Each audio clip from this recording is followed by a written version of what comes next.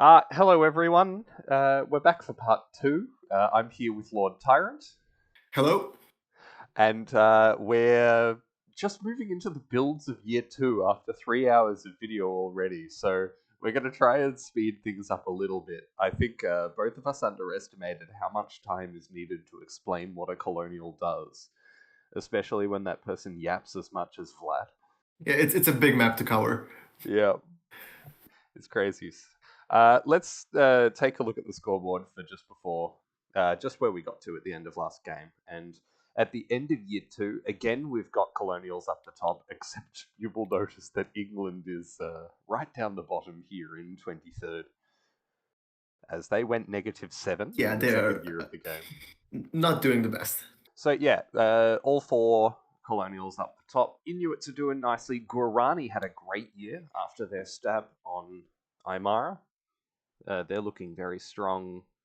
Uh, yeah, you're looking not too bad here. You're at 12 centers. You're level with Ming and Ajuran out of these 5 dot nations.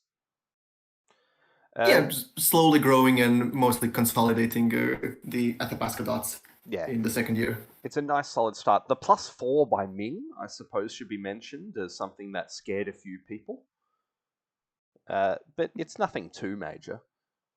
Because they had, they're level with you and Ajuran, so it's not like everyone's freaking out. The Guarani, certainly people are thinking, oh, they're going to be a powerhouse at this stage. So there's a little bit of worry. Certainly, I'm still looking dangerous on the leaderboards to anyone who gives it just a cursory glance, and that's one of the curses of being a colonial, is that you kind of start out higher on the board than everyone because naturally your percentage will start above others. So people might go, oh, the colonials are doing well, when really there's been infighting already, and both myself and France would readily say that we did not have the best year. So it's a bit And tricky. also the numbers look really big in general. So if you're getting 6 builds, then people don't know, oh, are 3 of those coming somewhere near me? I feel like at different points, I was very bad at estimating how well different colonials were doing. Yes, and Because of that mainly. certainly whichever colonial ended up being on top of the leaderboard at any certain spot, there would be a lot of boogeyman kind of tactics going on. And we'll see if I engage in any of those tactics at any point in the game. But for now, let's go back to the map. And we're coming into builds here, and we left it off because what we've just had happen is Lolstats' Joker talk, where Lolstats has told me they will not be intimidated, they will not back down, and that if I try and take a dot from them again, they will not be best pleased, and they will do everything to war me. So I've had a bit of an ultimatum handed down, and I've not really got any choice but to try and be friends with Lolstats, because Portugal did moves that pieced me out. They moved away, they moved into Maldives, they didn't attack me in Indonesia.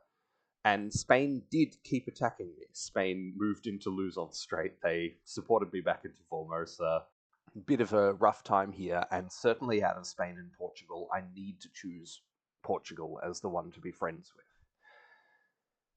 The downside to this is that Portugal was not a player that France wanted to ally with at all, and Portugal had already been doing anti-France things at this stage with consolidating Cape Coe and backtracking on deals.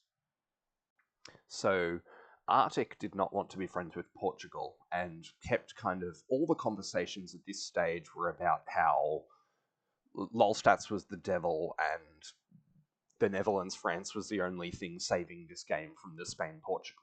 And I don't know if Arctic saw, or Arctic probably saw but didn't realize the extent to me and Lolstats piecing out. And I think part of this was because I kept up my guise of, well, I was like, okay, this guy just sent me this crazy message and what an asshole. And so Arctic was well primed to go, yeah, screw Portugal, it's us. And that's what I was trying to set up, was have it be, it's Netherlands, it's France, it's us against the world. We're lower on the leaderboard than Portugal, so all the regionals should start favouring us. And the Portugal-Spain being such a worry after this stab was what we were trying to point out. And I don't know if you were hearing any of that at this stage. I wasn't hearing anything about Portugal until later, I think. And I'm not sure if it, not to spoil, but I'm not sure if it's this year or the next one that Spain starts worrying me. Uh, Yes, and because No, you you go. also reach out to me at some point trying to gauge my interest in attacking Spain. I'm not sure if that's happening right now or a bit later. Yeah, I think I put the feelers out fairly early just to test the waters, and at first you were pretty lukewarm about it. And not to Mm. spoil anything, but those conversations will continue into the future as I am looking for someone to deal with this massive, massive threat in the area. Because England Yeah. is crumbling, If they've I'm just gone -7. if I'm remembering correctly, I think I am lukewarm at the beginning here because right now I have a pretty good alliance with Spain. They have made like friendly builds and moves towards me, and they have somewhere else to expand in my region. So I'm not looking to antagonize them, Yeah. and I'm mostly looking to consolidate the stuff that I'm getting right now. Plus, they're below you in the leaderboards, so I'm not really afraid of them Well, they're level with me at this on the point. leaderboards, but they are below Portugal. They're oh no, they are below me. Okay, yeah, 5% below, even though we're sitting at kind of a similar kind of spot. Yeah, no, that makes sense. Yeah, certainly I remember you being a bit lukewarm when I first approached you about anti-Spain. Let's go to the builds map and have a look at what happened, and we'll go to the Ute position first. So you chuck out one army, one fleet. Yes, and those were mostly. I was trying to not antagonize anyone with my builds.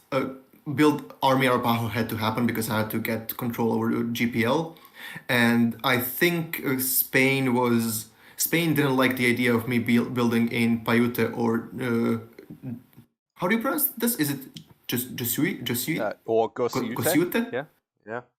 Gosiute? Uh, So Spain didn't want me building in Paiute or Gosiute. I It's don't in the know if I thumbnail. talked You've got to about know it. how to pronounce it.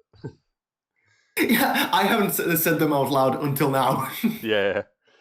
uh, I don't think I don't think Inuit said anything, but I had the feeling that they wouldn't want me building in Shoshone either. Or they might have said it explicitly. I don't remember. So that left me with like the Army Arapaho and a navy that I didn't really know what to do with, but it felt better not to piss anyone off just yet. Yeah, and it's not the worst idea for you to be looking at the North Pacific Ocean as well, because Tokugawa is crumbling. And yes, they got back Hmm. into Kyushu, but it's still not going to look good for them. And people might be picking them apart when we see our fleet from Qing, we see two more fleets from Ming. Like, it's on. Yeah. So you getting a And little bit of naval Tokugawa can't presence. even retake Edo easily. Uh, yes, no, they're not able to do anything very well at this stage. Uh, did they not have a Yeah, build I decision? think part of the decision was also that I wanted more fleets because I was expecting Inuit to expand into NPO a lot. So I wanted I would have preferred two armies at this point, but the extra fleet, like I didn't mind it. Yeah, that's a good call. Interestingly, we see Qing in Kerex here, so there's been a little bit of either organization or scrapping going on between Inuits and Qing. But I'm pretty sure that this was a fight. okay, yeah, that makes sense because yeah, we get the army build there, so something's going on. So around you, we see. Are there any builds of import? I mean, to do sack army makes a bit of sense when Inuit's starting to come in, and it's Yeah, not the most nothing that worries me. anti-England. It's the best place for the army to go as far as I'm Yep, concerned. it's also And also importantly, I don't think Inuit builds anything in Alaska that would bother me. yeah. I don't think they build at all.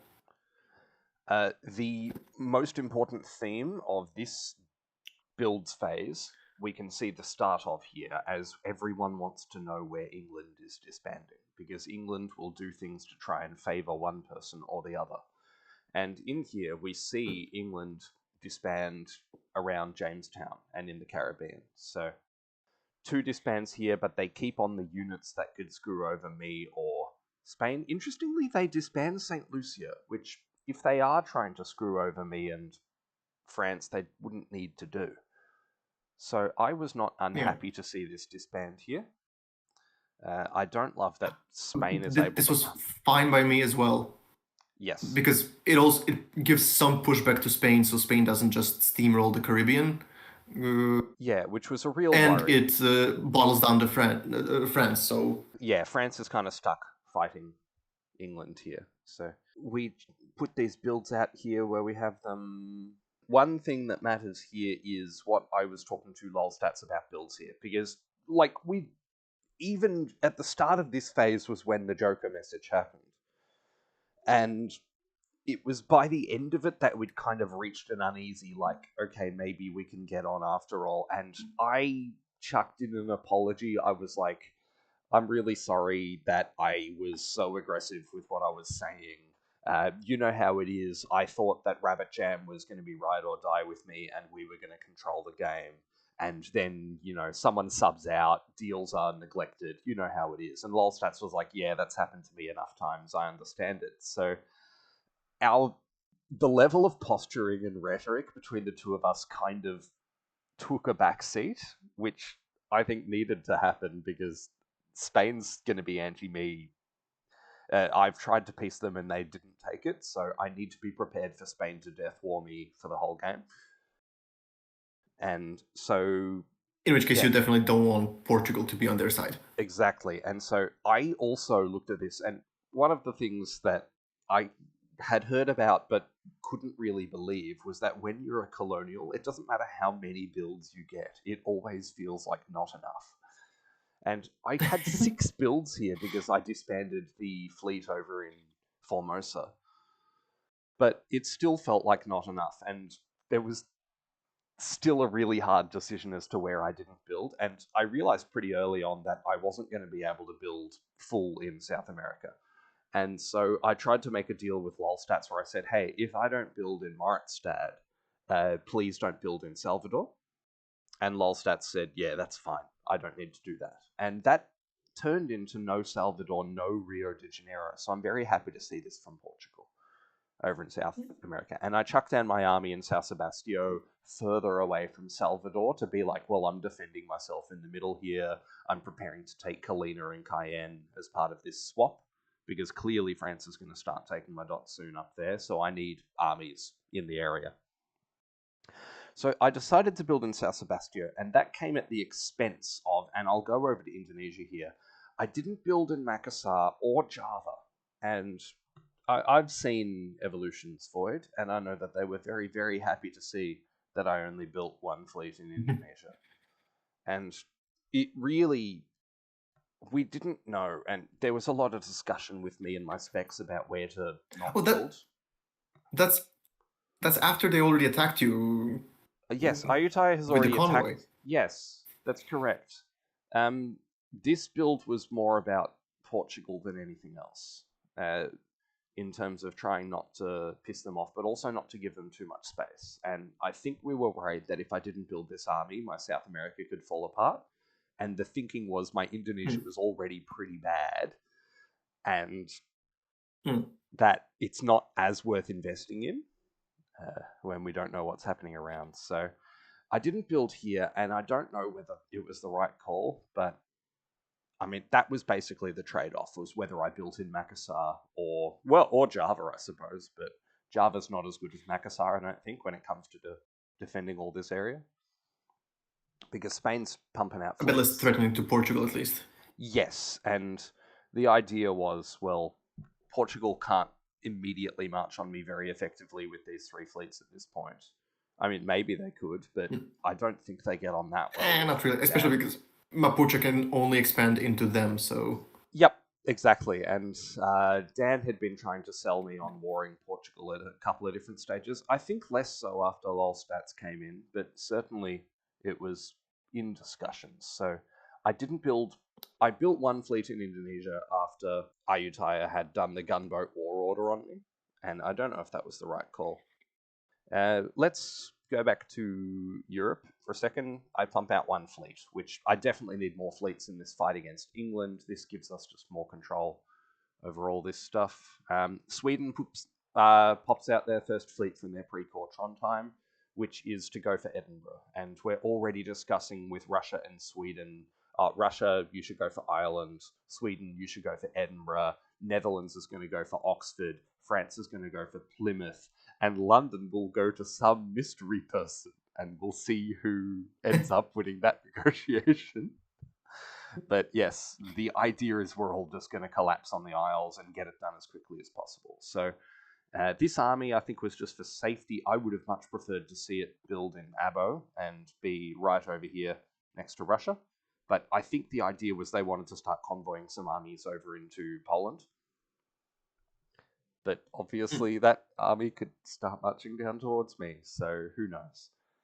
And It's a bit of a weird build if you're trying to convoy to Poland, because it can't do that straight away. And Stockholm would have can. been better. Yeah, that is correct. Yeah. Even Abo could. So that might have been part of their negotiation with Poland, I'm guessing. I don't know. I think it was more likely part of their negotiation with Russia. Russia would be fine with them building Stockholm, surely. Well, it could convoy to Riga. Ooh, that's true. Yeah, okay, then probably Russia.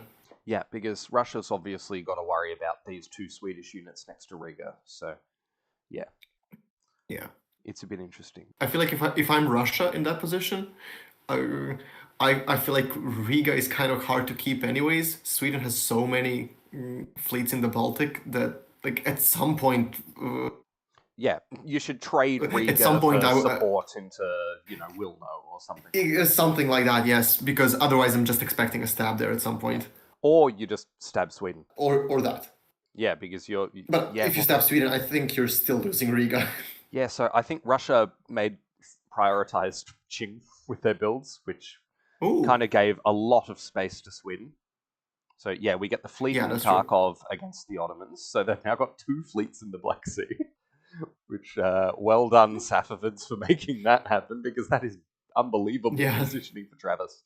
But yes, we get 2 armies here against Qing, so that's where Russia's focusing. Yeah, this is sort of the ideal Russia if you're Safavids, I think. Yes.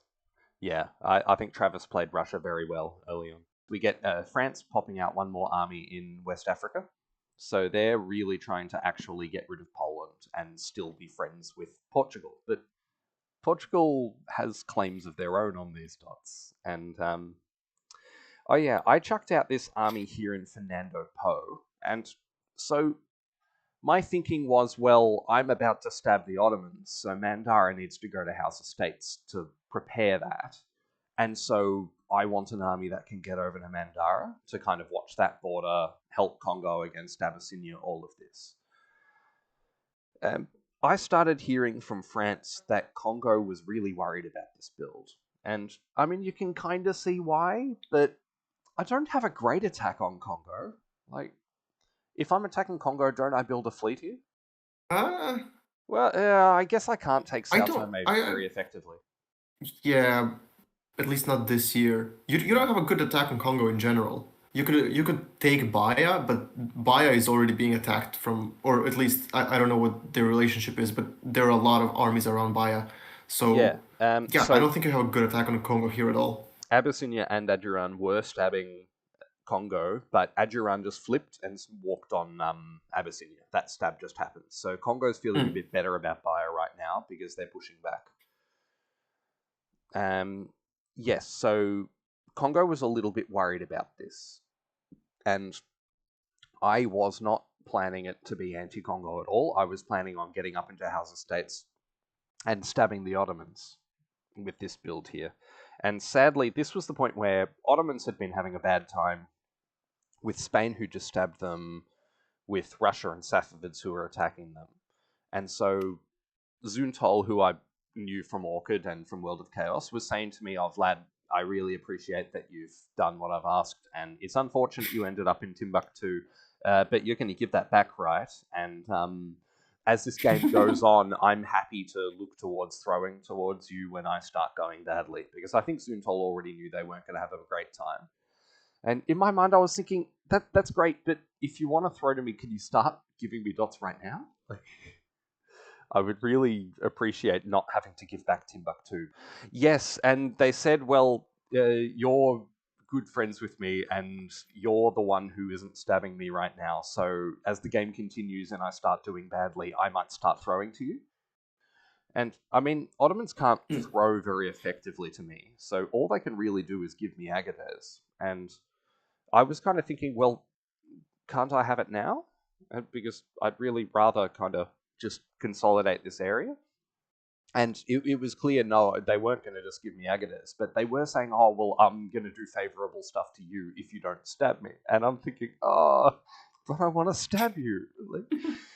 Like, I can't not take this opportunity, right? Like, I'm in Timbuktu by accident, but I'm kind of piecing out Portugal. I'm friends with France. England's collapsing. I have to stab Agates here and take it, right? Because Abyssinia's not going to be an issue. They've just been double stabbed. I've got to go for this. And Yeah, they really don't have something better to give you other than Agates right now. So that's all I can really get out of that relationship. And yeah, so I'm with these builds, I'm thinking, well, I'm going to move up to Agates stab, and this army's going to come over and cover. I want some more armies out here to make sure that this border's a bit better, particularly if Abyssinia starts crumbling. Congo could look for me next. So I want to make sure I'm looking good. But Congo's still doing anti-Portugal stuff, and we see the build as far away from me as possible, which is really nice. Happy to see that. Yes, so England disbands everything in India as part of their full disband process. I think they had 7 disbands, 3 of them were in North America, 4 of them were in India. And normally I would have loved to see this, because I'm going to get some dots from them, because I'm in the area, I'm next to Madras, no one else is next to Madras, I should be fine to get some dots. But Ayuttaya's just stabbed me, so I can't afford to look at England at all. So Portugal gets most of this. Yeah, and we look at this and we think, oh, England's throwing to Portugal. Basically is the worry. Like, England's just going to start giving Portugal everything. They're going to get everything. Mughals are not in a position really to capitalize, so it's a bit sad. And I was trying to look at ideas where I could go for Madras or Masulipatam. And we should talk about early conversations with Darth Vader himself, Evolution subbing into the position as Ayutthaya.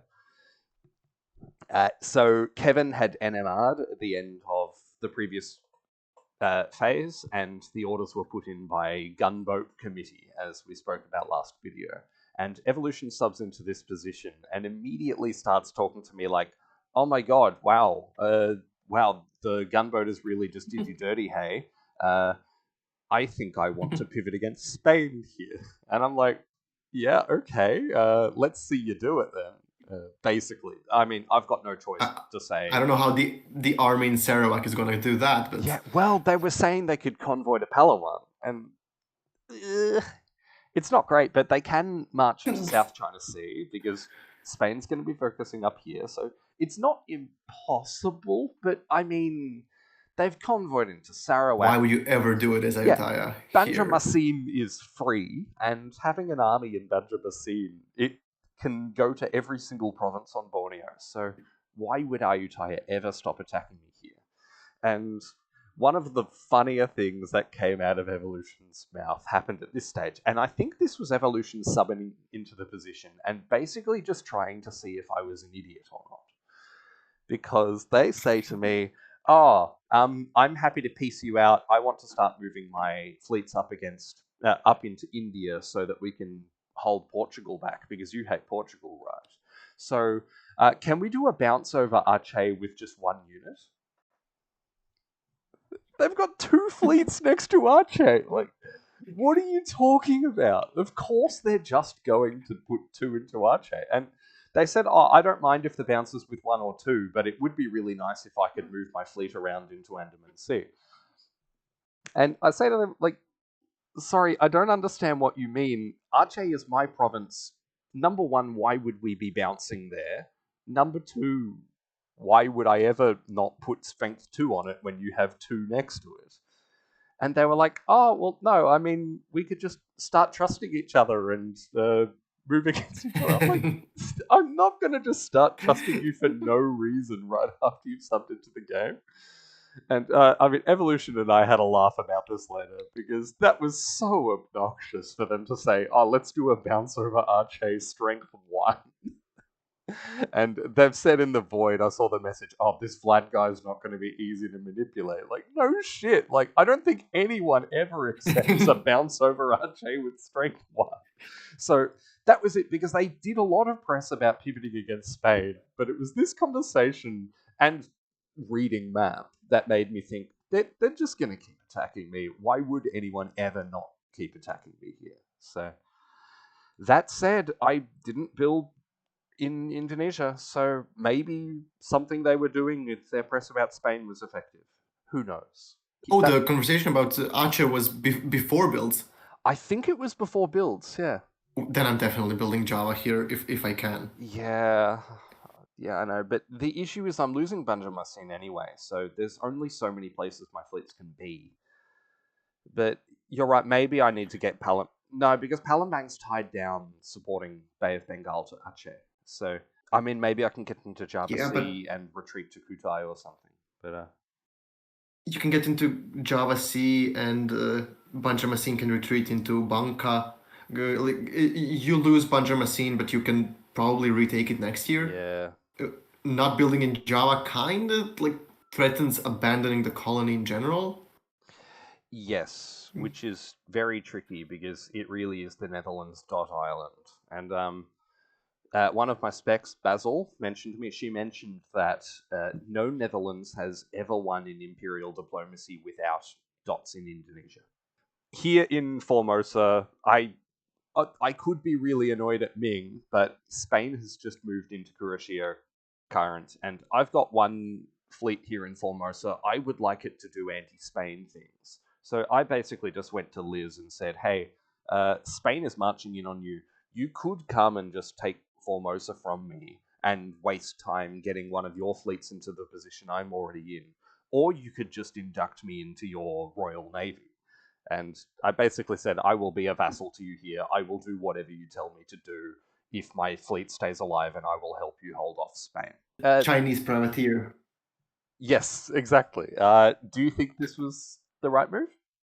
Yeah, I mean, Formosus is a write-off anyways. If you're doing this, I'm expecting Ming to at some point just take it, but until then, hurting Spain is probably worth it, or Yeah, at least the best you can do with it. I think that's reasonable. I think it's while it stays alive, it will help hold off Spain and slow them down, and when it dies, I will disband it and be out of the area. So it's whatever. Let's go to moves, I think, unless there's anything else you want to chat about. No, it's fine. Lovely. Let's go back to the Ute position. Oh, wait, was I already considering attacking Spain? Okay, so I think this is generally the year where I do the most sort of rookie mistakes. Oh, okay. Not this phase in particular. This phase was more or less fine, but I think I missed. I was already very worried about how fast Spain is growing, and how I think what worried me is that wherever Spain was fighting, it was winning overwhelmingly. Uh, in the Caribbean, in the Mediterranean, in Indonesia, Spain just like didn't really have any pushback. Maybe in Indonesia against you, but that was like the strongest pushback they were getting anywhere. Yep. And I think at this point we already start talking, and you talk about being worried about Spain, and I don't find anyone else who seems interested in fighting Spain.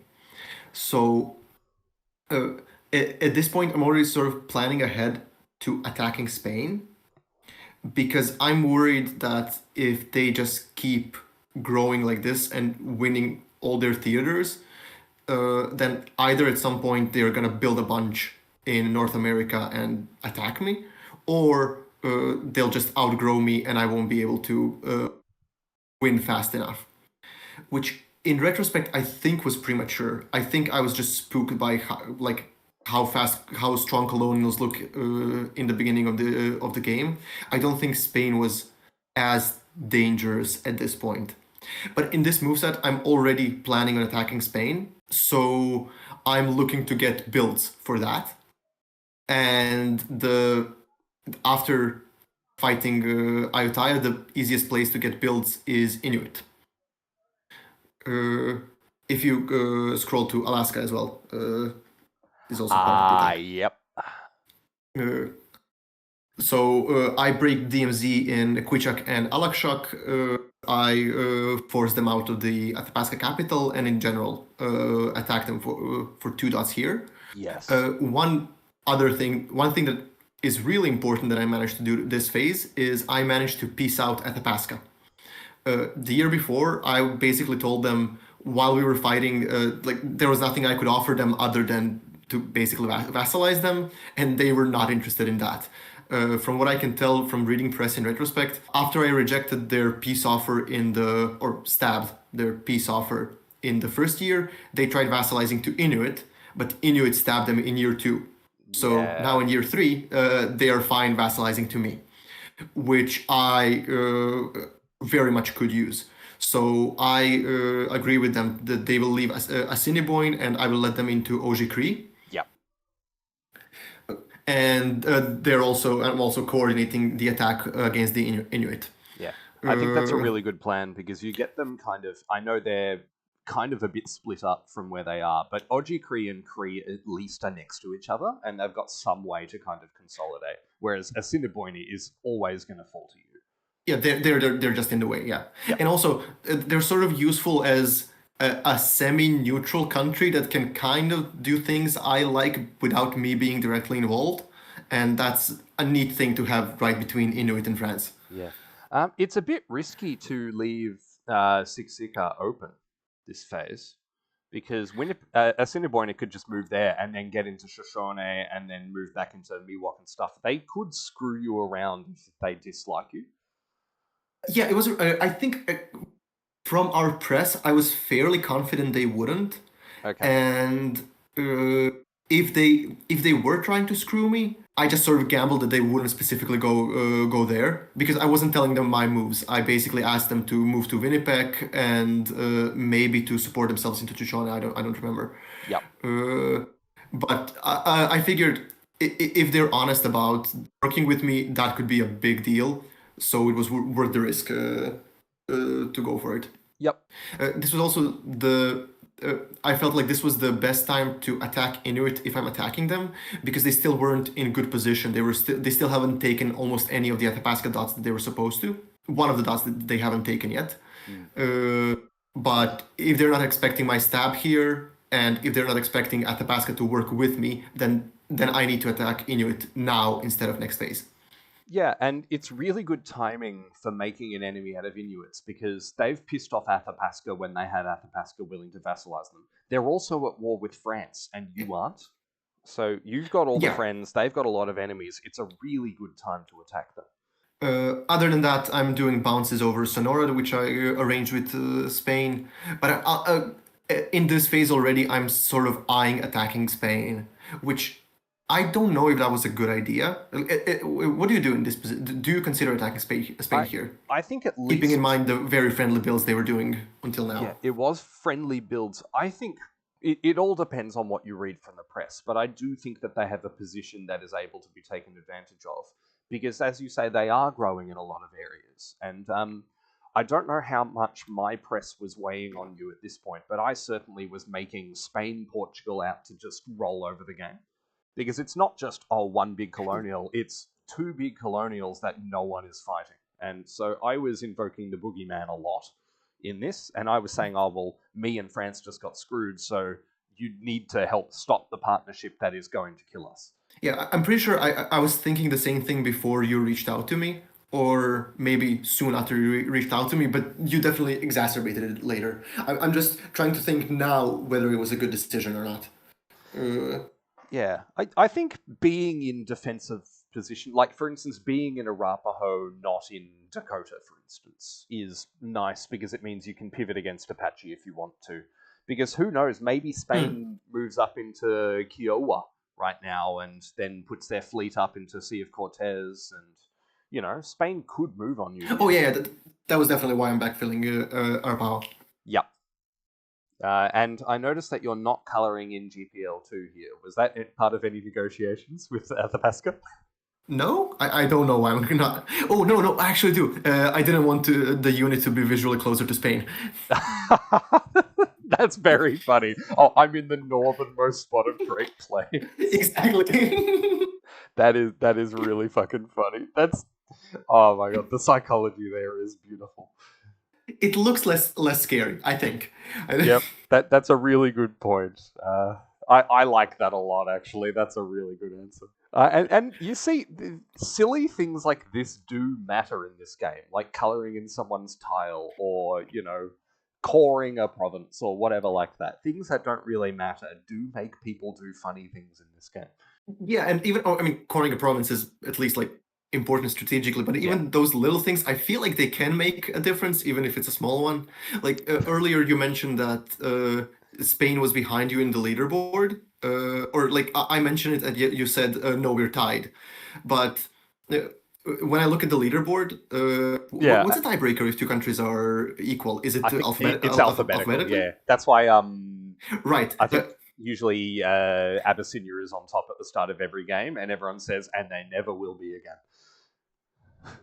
Ah, right, but even if you and Spain were tied, just from looking at the leaderboard, I wouldn't have. I would have assumed, oh, look, Netherlands is doing better just from being in the second spot. So Yep. I feel like those those little things can make people more or less relaxed. Yes. Not that I think this was a really important decision, but it is why I made it. Yeah. No, I like it a lot. So we see France move out of Menominee here. Was that something you looked at taking Uh, advantage of? Maybe at this point, I'm thinking of when to attack Spain, and after this phase, if I think they're leaving Apache open, then I'm expecting to stab them in fall. If I could take Menominee, I don't know if I should talk about it now or until the following moves. I mean, you can talk about what your thinking was at this stage. Because this is one of the mistakes that I think that I end up making, like a fairly rookie mistake. My thinking in at this stage is I might be attacking Spain in fall, and if I am, I would very much like to have as many builds as possible. Yeah. And France is preoccupied, so if I could take Menominee, that would also be really nice as like Yeah. a short term, get as many builds as possible and attack Spain, and France wouldn't really be able to retaliate. Yeah. And Uh, one of the things we can talk about here, and you mentioned that you didn't find anyone else who was really keen to attack Spain, and that includes France. And we see France move east, with, out of Menominee, out of yeah, Miami. I'm not very happy with this because, I mean, me and France are close, but I'm at war with Spain, and France hates Portugal. So it's like, this is why I found the need to kind of make a friend in Portugal again. Is because France and hmm. Spain are getting on quite well as well. And it's early days, but there's a little bit of worry about the France Spain here. Or Spain Portugal. In either case, Spain someone. Oh, I was telling everyone about everything, but yeah, certainly the France Spain. I was not happy that France didn't move down towards Cherokee to kind of at least control it, because they're moving to Fort Detroit. They could just move to Miami. Wait, no, sorry, they can't. But yeah, Menominee. I would have liked to have moved either to Illinois or Miami here. They can't move straight to Miami, but I would have liked them to kind of be looking at Cherokee here. I guess they can go Fort Detroit down to Miami, but as you say, when an arrow points upwards and rightwards, people aren't thinking about it going south. So, regardless of where it actually Yeah. goes, yeah. And we see Spain get into Jamestown. I tapped it, just no reason not to. Uh, I support France into Boston, so this fleet here is basically doing whatever France says because I'm their friends and we're killing England and they need some help against England. So Hmm. in the Caribbean here, we see England support themselves into St. Domingo, and they've clearly decided that France is the one they're going to screw over the most. Because England could have attacked Puerto Rico here, and we had a plan to make sure that both of these were tapped not from Puerto Rico. Because Otherwise, it could go in. So that's why I came out of Guadalupe into there. Or, I mean, also, it's just a smart move to get into Leeward and Mona Passage here. Oh, yeah, this is one of the points of controversy I should mention here, is that I wanted to move to Arves Ridge. And this was because I knew that Spain could move into Gulf of Paria and threaten Pamerbo. And there's not a lot I can do about it because I'm kind of tied down here. I'm not going to be able to support Pamerbo very successfully. So I really didn't want this move to happen, but I knew it was probably going to happen. So the deal I made with France, because I really wanted to move to Arves Ridge to threaten New Courland, so that Spain would kind of not know what to do. And France were really, really insistent that I move to Mona Passage here, so that we could get France back into Hispaniola and really kick England out. And it's these kind of things where France is caring more about England than they care about Spain that make me start worrying about the France-Spain. But I agree with France. I will move into Mona Passage, and it's not a bad move for me because it means that Puerto Rico's safer as well, and Antilles Current can't retreat to Mona Passage and all this kind of thing. So I say I'll move to Mona Passage and not Arves Ridge, but that you need to tell Spain that you will bounce with them over New Courland, because they're moving to Barbados here. They're always coming in. This was agreed with Spain that they were getting this. Poland had full disbanded in the area, so they were gone. And France agreed, yep, okay, if you move to Mona Passage, I will bounce with Spain over New Courland. And those of you familiar with my storytelling style will know exactly what is about to happen in the fall. But that is the agreement coming into this. So I go into Mona Passage, we've got England surrounded. It's not a bad position for me in the Caribbean here, but Spain has these two on Pamerbo. I have diplomacied my way into a deal that means that Pamerbo will be safe, ideally. So I get into Carib, I defend myself here. Aymara is still not attacking me, which is really nice, because if Aymara and Spain team up here, they will get into Japura. But Aymara knew that they needed friends. Guarani and Portuguese keep moving in on Aymara. Mapuche does as well. So Aymara is crumbling. And this move to Pano... Guarani also moves in on Mapuche. Yes, very important here is Guarani moving on Mapuche. And they move down into Bahia Grande. So it's a 3-dot stab guaranteed, which was pretty brutal. And a lot has been said about this, because I think it's decently well known in the Impdip community that Mapuche death warring Aymara early is not the best idea. I don't know much about South America really like this, but certainly Guarani is benefiting a lot from Dan stabbing Aymara in year 1. And Guarani is the big beneficiary here. So, and once more, we don't see a lot of... We see some supports up here, but we see a lot of straight line moves from Guarani. Yeah, I think that's in general true with all like triangles. The best thing that can happen for you year 1 is for the other two to attack each other for no gain. So it's not a surprise that Guarani is capitalizing on it. They're doing very well here. There is a move here that you pointed out to me when we were playing a bit further north. France moves to Barbados and Spain backfills. Yeah, that's right. Yeah. And this is because I talk about the France-Spain alarm bells, Yeah, and that's something you point out to me as suspicious as well when you're trying to sell me on Spain-France. Yeah. And this, it's not relevant yet, but it did influence my decisions later. Because I'm pretty sure that you were also correct that like Spain and France were pretty tight at this point. Yes, and reading the voids, I feel vindicated because I know that France was thinking, oh, well, I can set up for some kind of future attack on the Dutch and maybe me and Spain can just win the game.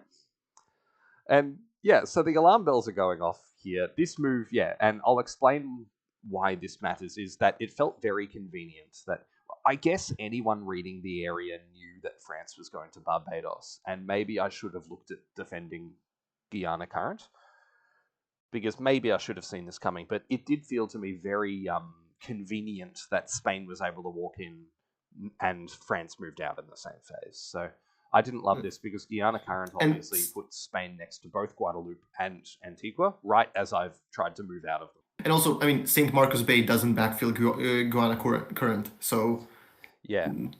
Although my deal with France was they could build their fleet and it could go out through Sierra Rising, St. Marcos Bay, as long as it went to South Atlantic Ocean. Because I don't really want France in Guiana. right. So them moving to South Atlantic Ocean was always the idea. It did feel like, oh, well, Guiana Current's free, and France may have told Spain, oh, you should move to Guiana Current. And I was pretty worried at this point, because I was meant to be getting Cayenne and Kalina. I'm tied down here by Pamerbo because of what France asked me to do here with Arves, so I might not be able to take Kalina properly. Spain is next to Cayenne, and Miami's moving towards Philadelphia, so this trade may not be as simple as I would like it to be.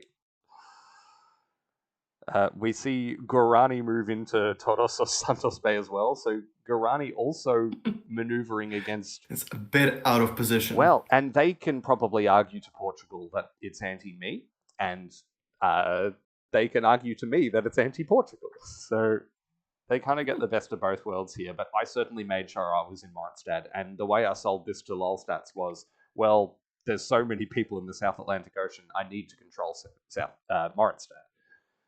So I didn't mind this move here. I think probably my misplay was not moving Antigua to Guiana Current. That's all that. Let's go to Europe. So England supports themselves into the Channel because they're looking at anti-Portugal stuff with Iberian Current. They didn't trust Lolstats one bit. I get into the North Sea. Praise the Lord. Oh my god, it took a while, but I managed to break through because France taps London for me, which is lovely. So I'm very happy about this. I don't care as much that Channel gets entered, except that I moved out of Ghent. So I shouldn't have moved out of Ghent, but it was kind of like a what if Sweden start moving on me. This was all is agreed. There a trade going on with Sweden? Yes, yeah, this was all agreed with Sweden. Because remember, I was meant to go to Kiel last year, but I went to Berlin at Sweden's behest instead. So the idea is I'm going to take Kiel and Lübeck as my dots in the area, because Sweden's going to get into Gdansk this year. So the idea was Sweden get Gdansk and Berlin, I get Kiel and Lübeck as the dots here to trade. So this convoy was agreed. I moved back to Bremen. I'm preparing to move up to Kiel or Lübeck, one or the other. I don't really care. Waddensee might go to... I think the reason I did this move was thinking about convoying the army into Kiel, just to have some more defenses in the area. But obviously I want to be doing anti-England things first and foremost. So, yeah, this is all agreed. France continues to move on Austria. Sweden continues to work with Russia against Poland. We see Narva convoy into Wilno, which is a really nice move. Spain continues to move on the Ottomans. I hold in Timbuktu. And this is me stabbing, because I was meant to walk out of Timbuktu and give Ottomans Agadez back. And the really sad thing is that, so let's scroll here for a moment, and nice and tactically, it looks like I'm going to have Agadez guaranteed, right? Well, unless someone taps. Well, even then, I can just move. Well, yeah, true, but I can do the take the other way and risk Timbuktu technically. Not that I really should. But yes, it looks like I've got two on here. If someone is tapping, if someone taps Timbuktu, then either it cuts support or backfills as you go into Agadez. Yeah, but assuming no one's tapping me, I should get Agadez here. And this was my thinking was that Ottomans would not be able to defend it properly. Tripoli gets dislodged by Spain, and Ottomans did not defend it. And I thought that Ottomans were going to defend Tripoli. This makes sense. They really don't want Spain in Levantine, so this bounce makes sense, even though they lose Tripoli. But Tripoli can retreat to Hogar, which kind of puts a kibosh on my plans a little bit here, so it's not great. Was this... Yeah, so Congo were a little worried about me here. I think they'd asked to move into Sara and Bayer so that they could have proper... Or maybe that was later.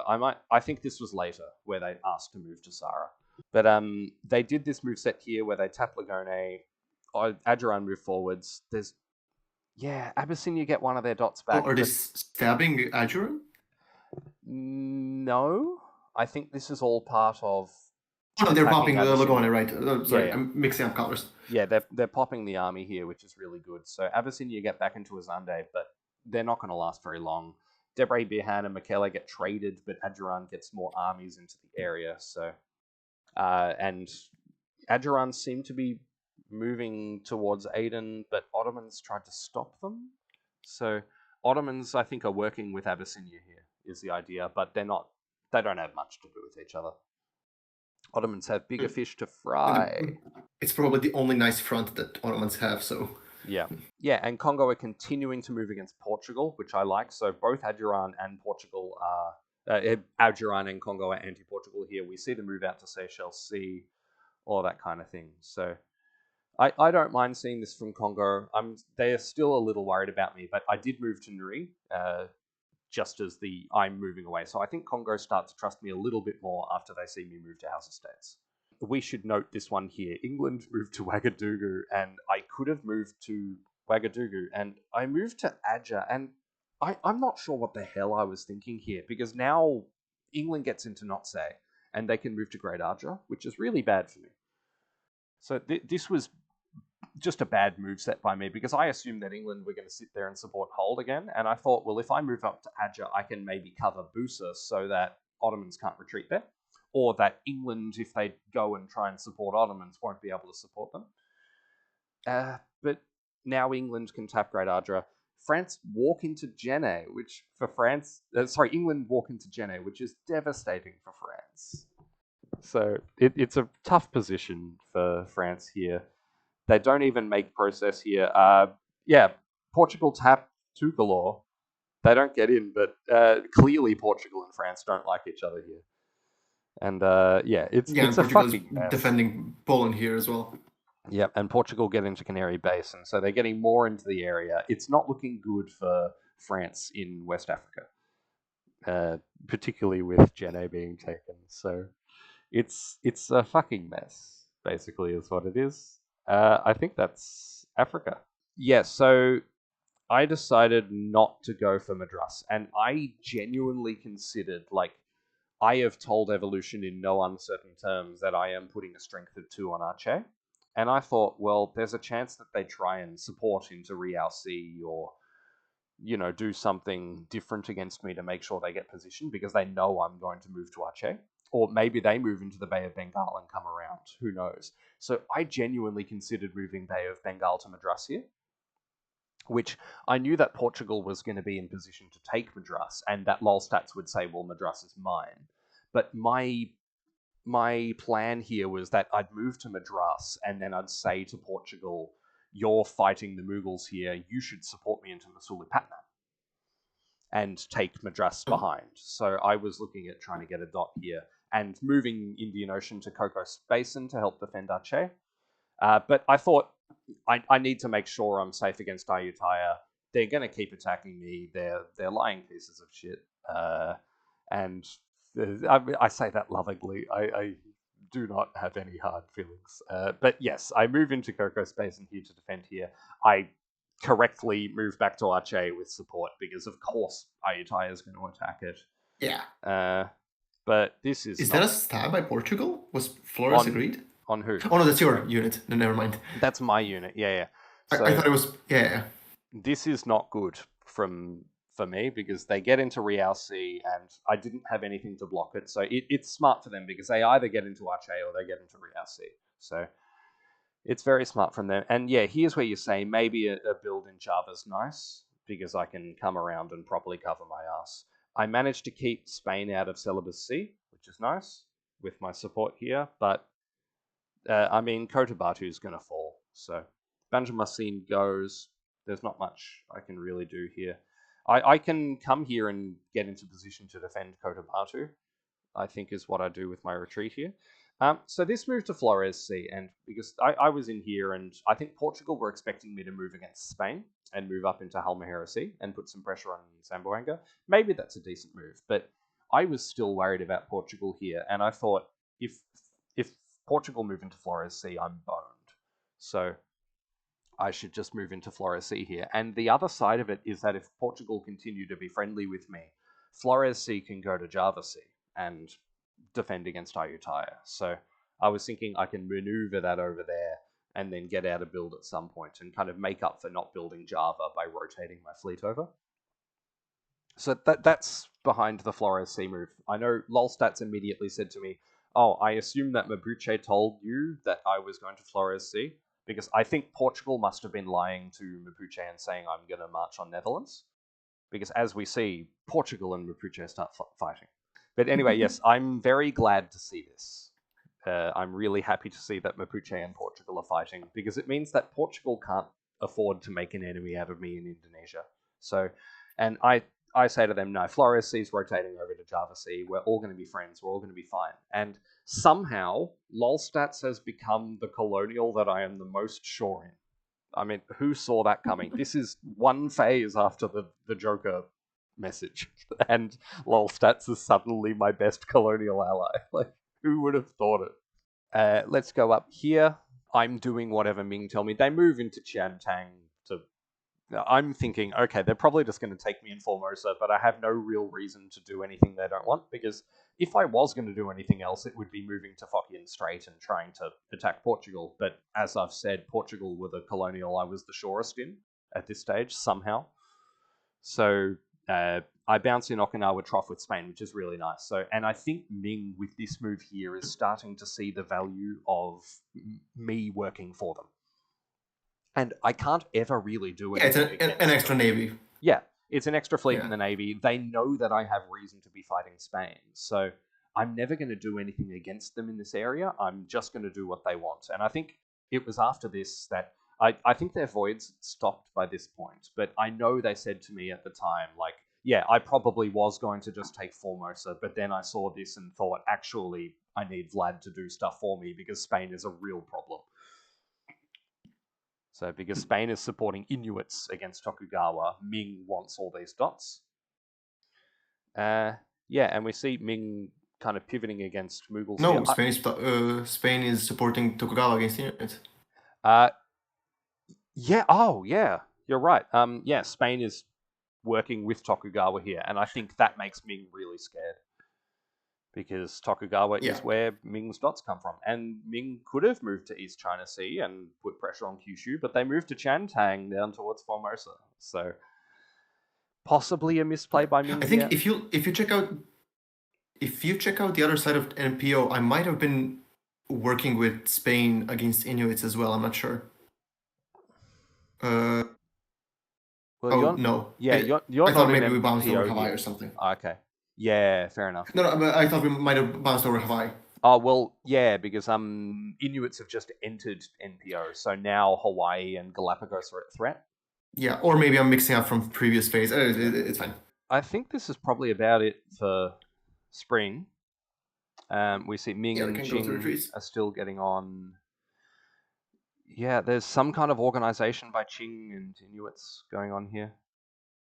No, I think it's a fight still. Well, why are Inuits moving out of Kerix then? I think they're assuming that Kerix gets taken with support, and actually, maybe it was arranged. Maybe it was just a stab by Inuit. Yeah, well, yeah, Qing's still moving up, so it is still a fight, isn't it? Like, but if it was arranged, then Kerix would move to Evenki, surely. Yes. If they're thinking to trade like Evenki for Kerix. Yeah, of course. Yeah, Russia's still going in against Karakoram here.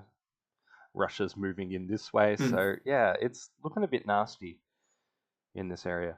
Anyway, that's not us, so we don't care. Let's go to retreats. Yes, so Ottomans can retreat to Hogar here, which is not what I want to see. Yeah, we don't know where England's going to retreat here. They've got a few choices. Probably their best choice is Oxford because of London. I've got the option of a few retreats here. We'll see in a sec what I decide. Were you worried about this at all? I'm pretty sure wherever they go, they can retake Chiperian, so I wasn't too bothered about it. Yep, and this one here, it's probably going to cover Denaina, right? Yeah, I think. Yeah. Yeah, I'm fine with them not doing that. Yeah, so they go to Denaina. Ottomans come down to Hogar. I go to Kutai to try and defend Kota Batu. I think this is fine because I've got a fleet coming across to Java Sea. Nothing's going to bounce it out. So I don't think Java C was the right one here. Banker, maybe, but Kutai's fine. Yeah, and let's keep motoring on through. And we'll go to moves, I think, because this is how we need to speed up these videos, is just not looking at the clean map and doing a full run through. We'll go to moves. Here I'm deciding at this point whether I want to attack Spain now or in spring, or either now builds or spring, where is when I'm planning to stab Spain, and basically will come down to whether they cover Apache or not. Because usually the deal so far has been for us to bounce Sonora, which means Apache is open. But at some point they reach out to me and they say they would prefer to bounce Apache, which I can't really say no to without being suspicious. Yeah, I mean, it's a dot. Yeah, so we have arranged a bounce over Apache, which means I'm probably planning to stab them later and keep fighting Inuit here. And then an hour before deadline, I think Spain reaches out to me and they say, "Oh, never mind, can we actually bounce Sonora?" What do you do in that position? Oh, gee. Well, I guess it depends. Are you planning on dotting France as well? I think in this, if I'm going for Apache, my plan was to dot France as well. With the logic being, I need the builds. And also, during this turn, I'm trying to convince France to go after Cherokee with my help. Yeah, and you were not the only one trying to convince France to do that. Yeah, and I'm trying to get them to move Fort Detroit down to Miami, and I would help them into Cherokee. And they did not want to do that. They were insistent that they need Fort Detroit to cover Ville Marie. So my thinking was, if Fort Detroit is otherwise busy, then I could probably tap Menominee. But I'm not sure if I'm tapping that one either. So with that information, what are you doing here? Oh, gee. I don't think I'm going to make everyone an enemy in the one phase. I think if I'm warring Inuits, I don't stab both Spain and France. I think I either stab only one of them, or I peace out Inuits and stab both of them. Yeah, that would have been the smart thing to do, I'm pretty sure. I think what comes here is I think the worst moves I do the whole game, and I think it's a very rookie mistake that I do, where I just go for open dots without thinking about it in the long term. Because you can move to moves now if you want. So you go for Apache, you go for Menominee. Yeah. This is, I mean, it's not the end of the world, but it's pretty bad.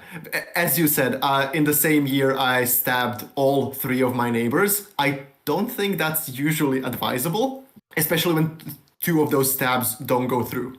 Yeah, I think clearly the 2 of them must have been talking to each other and organizing against you. Yes, this is something that Spain. I think if you scroll down a bit down, so that we see fleets as well, because Spain doesn't just bounce me. Spain moves in against me. They support themselves into North Equatorial Current. They support Inuit. Inuits into North Equatorial Current. I forgot about that. That's worse.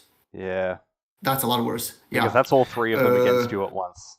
Exactly. One thing that when Spain told me that, let's bounce over Sonora, when they told me they were leaving Apache open, there was a little alarm bell ringing in my head. That's why would they prefer that? I don't know why they would want. Yeah, because they want to move there. Yeah. I think they just didn't want the fleet moving to Sea of Cortez or something like that. And there was a little voice in the back of my head saying that there is something wrong with that, but I just sort of ignored it, and because there was a dot I could take. Yeah. Well, I think it's also that they want to go to Apache themselves. I think they're stabbing you here. This isn't just covering. I think this is, don't bounce me in Apache, and I'll move to Apache. They are stabbing me. Yeah. Although I guess a better stab would have been to go to Kiowa. I think they wanted to both. Going to Apache is both an attack, but also defensive in case I'm stabbing. When I talk to them about it, they tell me that my attack on them has been leaked, which in my mind means either they're bluffing or they and France have been talking about everything. Yeah. And if we look everywhere, France Given how yes, I friendly they won't are spoil with that yet. France, it's not a stretch that like France was the one who leaked it. Yeah. But I'm not even worried about the Apache tap because I mean this is not a great time to attack Spain, but especially if they're attacking me, so like that's not the problem. And they move The into much worse GPL2, which mistake. is the one that's closest to you. So, Oh yeah, that's the dangerous one. yeah. GPL3 would have been friendly because it's anti-France, but GPL2 is anti-Ute. Yeah, exactly. Uh, No, the trying to dot France here was, I think, one of the worst moves I do in general, because even if Spain and France are talking, this is just a stab on France that accomplishes nothing other than make them distrust me. yeah. In the same year that I'm fighting the other two neighbors that I have. And I can tell you for sure that France did not trust you one bit at this stage, because I was getting on well with you. I was wanting everyone to attack Spain. France were not going to attack Spain, and they didn't trust you at all. And I think if we go back to spring Yeah. moves, France looked at this with, Athabasca going into Tuchone, and Inuits going to Satu, and you going to Chipewyan. And France, I know they said to me, I think that the northern three are all getting into a triple, and they're all going to work against us. And what they said to me was, I don't think Ute have the best intentions for us. And I'm thinking, so what you mean is they don't have the best intentions for you? Because nothing they've done here is anti-me. But yeah, France was just trying to coat this in, we can't trust Ute. And I'm like, well, I can. So yeah, France was worried about you for sure. Yeah, so I mean, trying to dot them aside, it was kind of unfounded. I wasn't really intending on attacking France because I don't feel like I'm in a great position to do that. Yeah. But given that I did try stealing a dot from them, it like probably not the worst move to distrust me here. That's why I think that was like a pretty big strategic mistake I made there. On the positive side, Athabasca is sticking with me and cooperating with me in general. Yeah, I think in a world where all three of them are doing bad things to you, Athabasca is your best friend, and you say, yeah, because you want to use them against the others, and you say, well, I'll get you into French dots, I'll get you into Inuit dots, and they're your best friends. Yeah, and without Athabasca on my side here, I think the situation is significantly worse. Absolutely. Because right now I effectively have like 4 extra armies that are not obvious to everyone else or mine. Yep. Or at least not completely obvious. Yes, completely. Is that it for your position? Yeah, that about covers it. Okay. The first important move to look at here is right down here, and it's Barbados hold.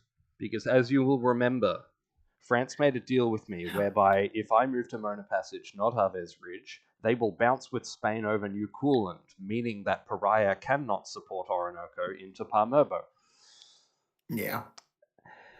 That's another part of my negotiation with France as well, because I was trying to get France to attack Spain, and they were adamant that they're not touching Spain because they have to deal with England in North America. So I tried selling them on attacking Spain elsewhere, but they were also completely disinterested in that. I remember us talking about New Courland and maybe a bit about Europe as well. Yeah, and I mean, you can see why I'm so worried here with all this stuff. So about 15 minutes before deadline, and France and I are just checking that we've gone over everything we need to. We're like, oh yeah, you're doing this, or you're doing this. And I say, oh, and just confirming that you're bouncing over New Coolant. And they say, oh, actually, I'm not. Spain, sorry, I forgot to tell you. And I'm like, what are you talking about? And they're like, oh yeah, Spain held Cayenne hostage and said, if you move to New Coolant, I will take Cayenne. And I'm thinking, no, of course they're not taking Cayenne. They're going to attack me in the Caribbean. They're never moving to Cayenne here. You and them are friends, and you can just move to New Coolant. And I had to play really, really hard ball here. And I said, like, well, no, you need to just tell them I'm moving to New Coolant, because otherwise you need to give me a dot somewhere else, because you not moving to New Coolant dots me. And they're like, oh, yeah, I guess so. You're losing a dot here, but I can't really give you anything. And so They say, I can't move to New Coolant. And I say, okay, don't take Philadelphia this phase. Because the first stage of the trade was happening, where I'm Wait, was that a stab then? No, I'm taking Kalina, they're taking Philadelphia. That's the first half of the trade. So remember, we're trading the two colonies. So we'd agreed we'd do 1-for-1 and make sure we got this trade going. And I say, okay, don't take Philadelphia then, because you're dotting me in Palmerbo. And they say, oh, well, if we're doing the trade, it needs to happen right now. And I say, no, it doesn't. You're dotting me right now, so you need to figure this out. And I say, okay, go back to Spain and figure this out. And what was it? I'd promised to tap either Connecticut or Gulf of Maine so that France could get this attack off. It was one of these moves. Or I think it might have been support hold Boston that I'd promised to do. And I said to them, okay, if you're going to favour Spain down here against me, then I'm not going to help you against England up here. And they said, okay, that's okay. I can do without the support. And I say, oh, okay, so you'd rather Spain gets one of my dots than that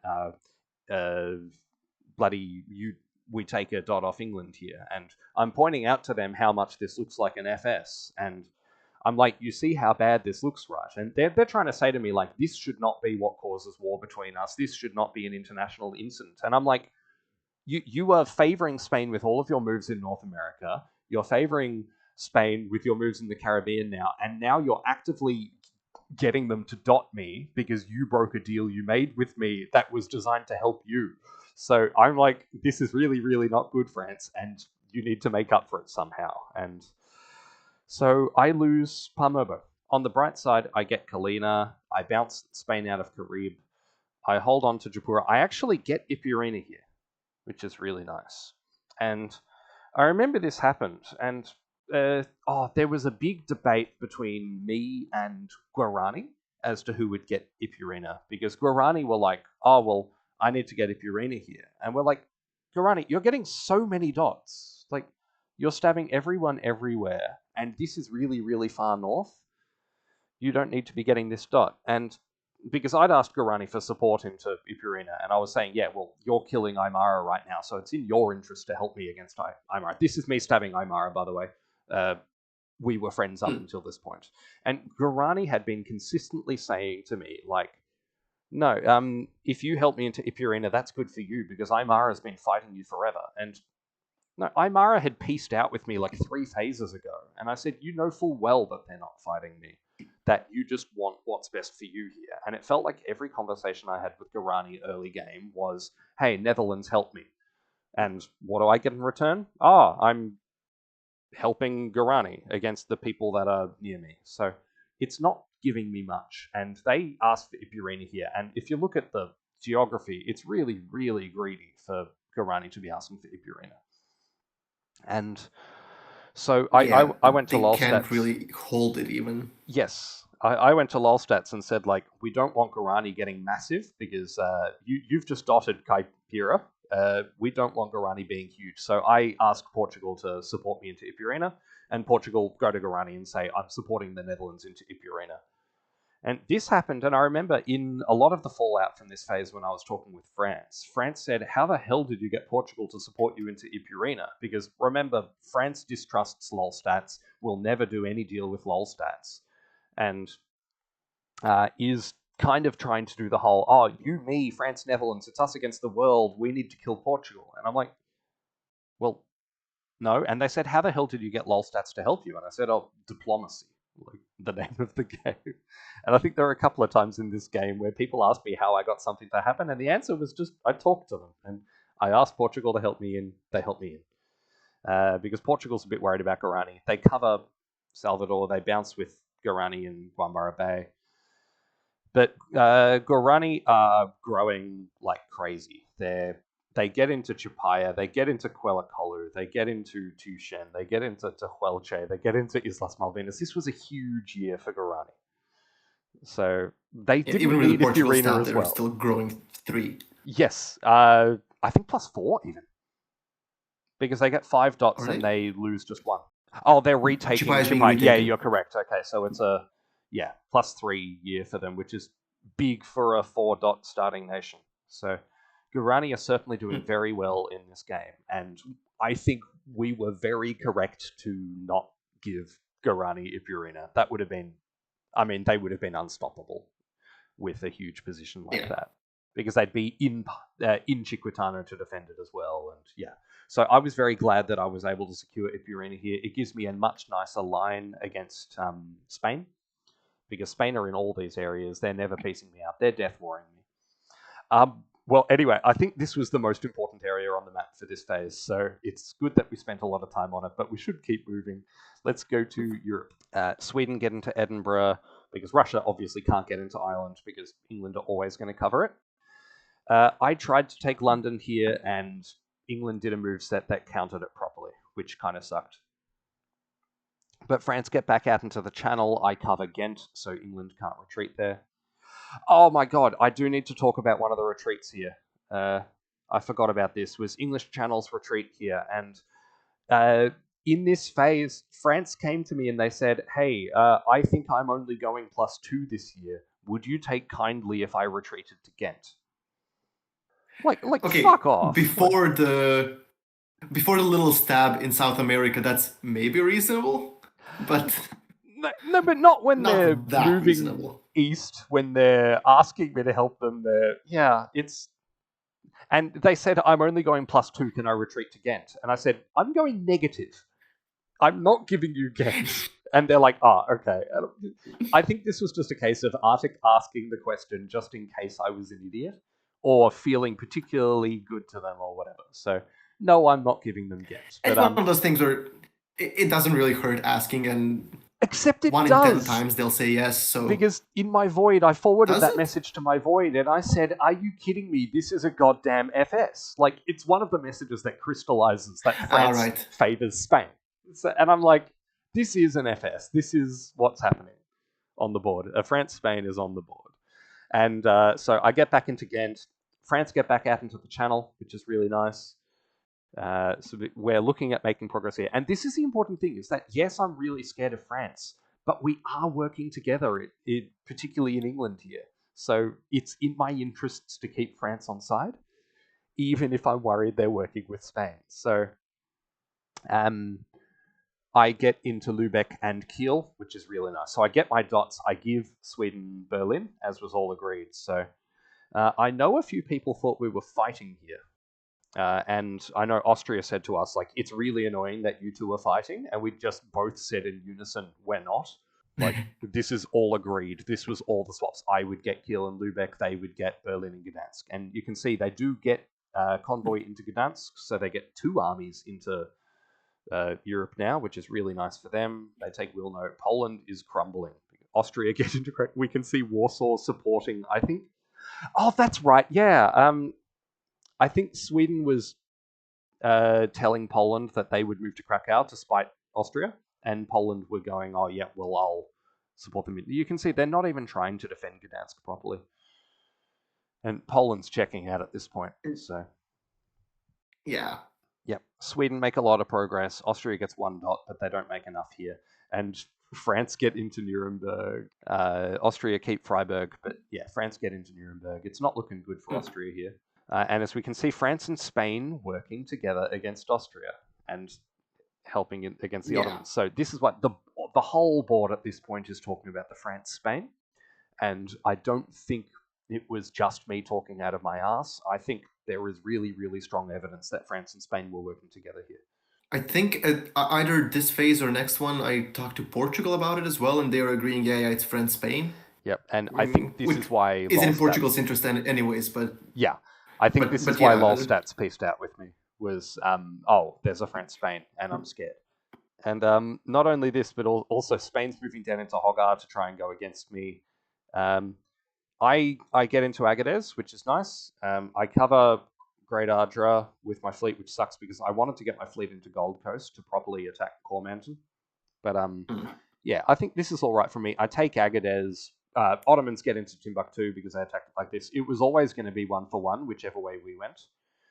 I remember, I think I'd asked... And this way is better for you, yeah, I think I'd asked Portugal for support hold on Timbuktu, and they said, "No, I want to complete my core."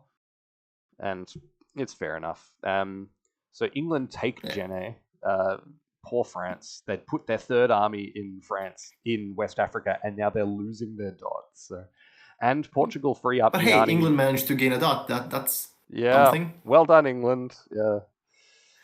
It's a whole lot of stalemating here, and Portugal's still attacking France. So you can see Portugal. France hates Portugal here. Portugal dot Canaries. Oh no, sorry. Rabat and Canaries was a swap, which I think is a fairly standard one, just to make sure that people have control of their areas. Like Spain can't build down here, Portugal can't build up here. So it's a reasonable swap. We can see Spain making a lot of progress. Congo continuing to attack Portugal. Nice for me. We see Portugal and France bounce over St. Helena, which is I love this because it means that Congo keep their dot, and Congo's my best friend. And you can see here Congo's supporting me to Gold Coast in case that's what I want to do, because they're happy with me being there to attack England and all of that. Congo take Azande, which is nice. So Congo and Adjuran continuing to work together. I like to see this because it means they're not moving on me. Yes, this is the phase this happens. Safavid stab Russia. And it's a really big one. Pretty good stab. Yeah, they get Tiflis, they get Kabadia, they get Kiva.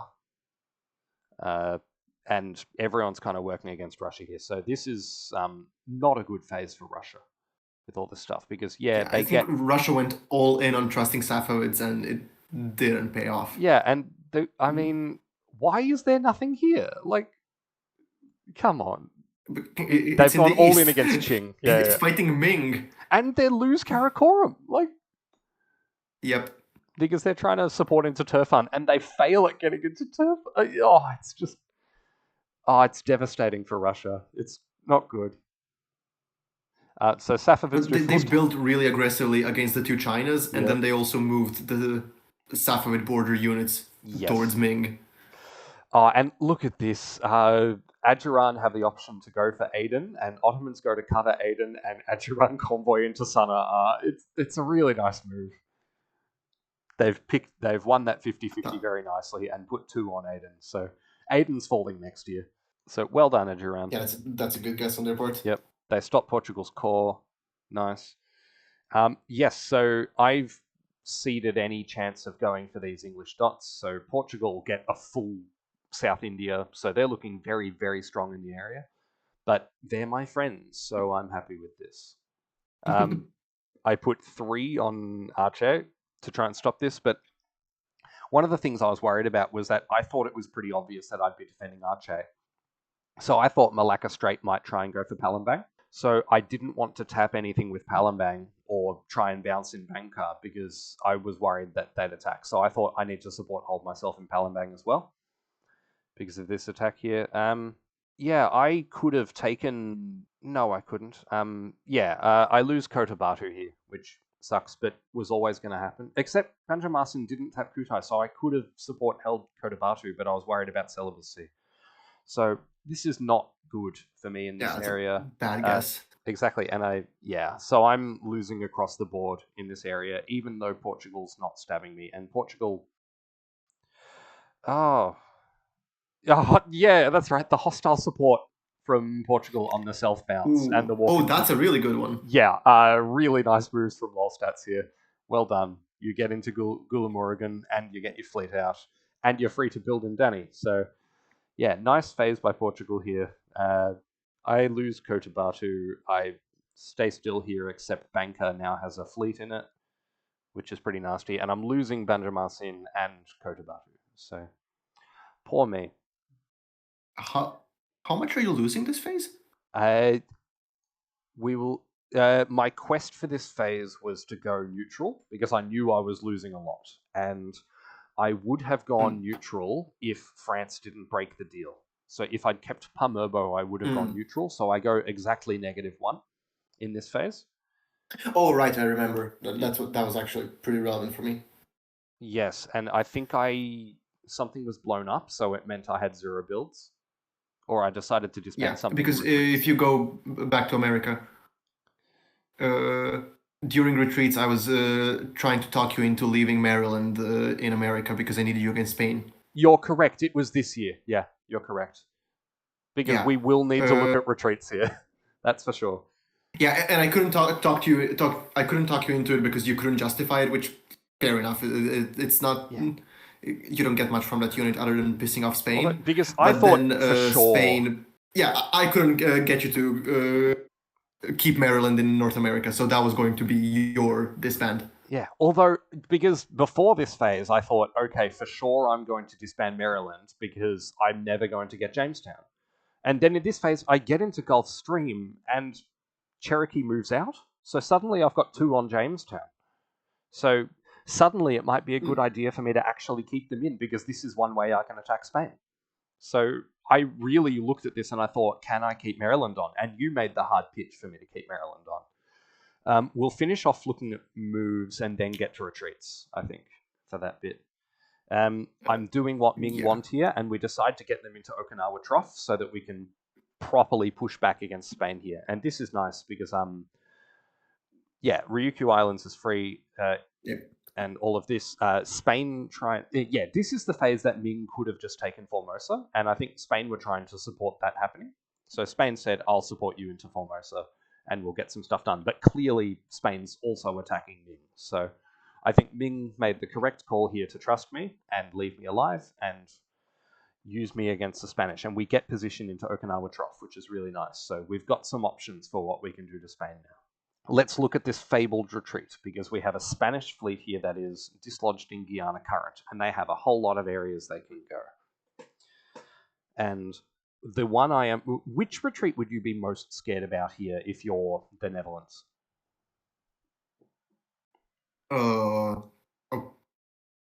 Probably St. Marcos Bay or Sierra Rise. Yeah, I was terrified of Sierra Rise. I thought my backline is completely open here. I'm not going to be able to cover. I'm meant to be taking Cayenne as part of the trade with France. I'm worried all this kind of stuff might happen. A lot of people looked at this and they assumed that Spain would take Cayenne and get the dot. But I knew that France and Spain were working together. So I knew that Spain were not going to retreat here because Spain went +8 this year. Which was terrifying. And this is where really it was everyone I talked to everyone and I pointed at the top of the scoreboard and I said, Spain is just going to win this game. And I think this is how I was able to get you and Ming and people to start caring about Spain. Importantly, it did not get Evolution to start caring about Spain because Evolution was making progress against me. I was really, really trying to get Evolution against Spain and pointing at the scoreboard. We can look at this here. So I've fallen to 4th place here. I'm now below France. Portugal's still kicking around here, but Spain is 2 ahead of Portugal. So there was still a lot of worry about what could happen. I was talking to Evolution at the time, and I was getting the feeling that he's sort of relying on everyone else to fight Spain for him. Yep. Because he was getting a lot from working with Spain in his own area. Yeah. I think at this stage I had told you I was disbanding Maryland. Yeah. And I was considering a lot of options, but when you look across the map, it can't be anywhere else. I need every other unit I have on the field. And I thought, this is not an area that's going to be long-term growth for me, so I need to disband in Maryland. Let's go to retreats. Spain bounces me in Broca Pondo, and both of these units get blown up. And this, in my opinion, is a huge misplay by Spain. Like, yes, they get my army off the board, and clearly that's what they were thinking, was they wanted to get me to have one fewer army in South America so they could make progress. But they lose their fleet in Guiana Current, and if they get to Sierra Rise, they have really big pressure. And also, how do they get a new fleet there? It takes forever. Yeah, they have no core in Caracas, which sometimes we do see from Spain. It's really difficult for them to get fleets out in the area. So I think this was a huge misplay. I feel like they hurt themselves here more than they hurt you. Yeah, I was very glad to see this, and I immediately went to Spain and said, so I guess you want to lose Jamestown, huh? And they're like, what? And I said, I was going to disband Maryland, and they're like, oh, okay. So I was just trying to mind game Spain a little bit and be like, oh, you just fucked up? Because now I get Jamestown guaranteed, and you have no fleet in the area to dot me. So I was very happy to see this. I think this was a huge misplay by Spain. But also what's clear is Spain is not dotting France. Spain and France are strongly, strongly allied. Yeah, we see a lot of retreats by England here. We see England retreat back. Sorry, no, that's Athabasca. But England still has all these units around France, and they now have one dot with which to protect. And on that, let's go to builds. Right. So, given everything that we talked about how it seems like a very clear Spain-France, I realized that my game plan for the following year is I need to peace out Inuit because I don't think I can peace out Spain. I'm not openly fighting France, although they're for sure not happy with me. But I definitely need France to be distracted because Yes, you were. if France can, I tried dotting them. We weren't Yeah, openly fighting. okay. We're definitely not mobilized against each other. Yep. What I was afraid would happen, and I'm pretty sure would happen, is if France managed to clean up England from North America, then I would have a Spain-France alliance on my border, and I would just die. So I desperately needed England to stay in North America, which I felt like they might want to do because they seemed generally very anti-French in the previous moves as well. So this is the phase where I went to England and basically told them something along the lines of, hey, can you please keep your units in North America? I want to send this meme into public chat after this bans. I'll bring the meme up They on went the along with screen at this point as well, and we'll have a look at it. Which felt at the time and still feels like a very dirty move to do to France. But I felt, I think that in this position, I desperately needed it. I felt a little bit guilty because France was both openly complaining to me and in their void, which I read later, about like, oh, why is England doing this? This is like very, I don't know, unsportsmanlike, which it is, to be fair. Yeah. So I felt a bit guilty for participating in it, but I feel like I was very strategically justified in for you it makes trying to talk them a into lot it. of sense. And it's really good because it keeps France pinned down in a position where they might start, they're going to roll over me, they're going to roll over the Inuits, and then they're going to come for you. So it makes a lot of sense for you. Yeah, so we can move on to builds. Yes, England keeps on all of these troops in America, defending one dot. Exactly, and it's particularly bad because if you look at Britain, I think... no, it's Africa. Pretty sure they disband. Yeah, they disband. Oh, is it Africa? Africa. Disband. Yeah. Ah, right. And okay, Caribbean. Then. Although, Right. again, they've got one dot on the Caribbean, so it makes sense. Caribbean is reasonable, yeah, sure. But Africa, they've got three dots. That was pretty outrageous. Yeah. They got 3 dots and they're disbanding everything. I was very happy to see this, tell you what. So seeing that makes me feel a bit more secure. Yep. So now at this point, my next priority is piecing out Inuit, but I think we can go over that in moves. Yep. Well, let's have a look at your builds here. Oh yeah, I think I also talked Athabasca into disbanding Sahtu. Yeah. No, I don't know.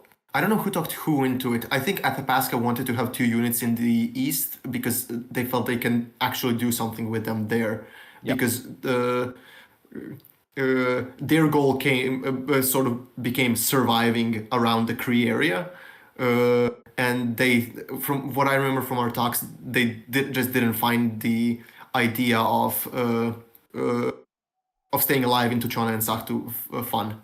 Yeah. Oh no, it's here I peace out Inuit. Yeah, you're going to get Athabasca into Cree, and they're going to give Inuit Sahtu and Ute-Shoshone? Not exactly, but we can see it in moves. But yeah, Paulatuk was a part of the agreement. So it's already in builds that I pieced them out, which I was very glad about. Yeah, that's really good. Especially since they made the first move. So that... Yes, that's good. That was pretty big. Yeah, so you get to kind of keep... Other than that, fully anti-Spanish builds. Yes. Okay, Spain, army, fleet. Yeah. Yeah, and this is notably the first time that St. Augustine has built an army.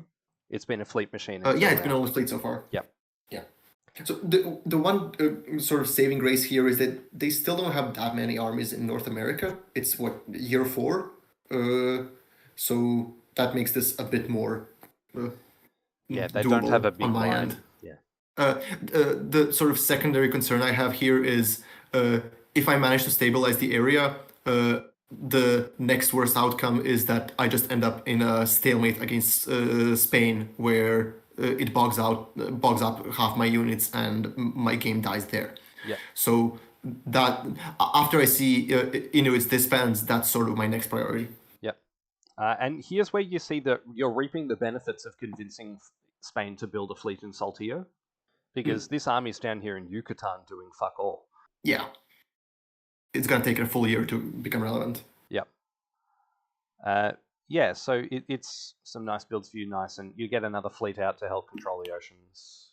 You defend Great Plains, this kind of area. Okay, we'll talk about my builds here. Well, my builds is that I went -1, but I blew up a fleet in. My army in Pamerbo got blown up in Brokopondo, so I don't get any builds across the board, which leaves me really, really vulnerable. And I don't like I'm not able to build in St. Martin, because St. Martin was my fleet factory for the Caribbean for the entire game. So I really want to be building in St. Martin every opportunity. I really want to be building in Europe every opportunity, because it is vulnerable and it's where my capital is. And I want to get another fleet out to properly kill England, and I'm not able to. One important build thing here, while we're on England, is that when France was talking about where they were building, they said that they were going to chuck one of their waves in Marseille, and that's a very, very pro-Spain disband.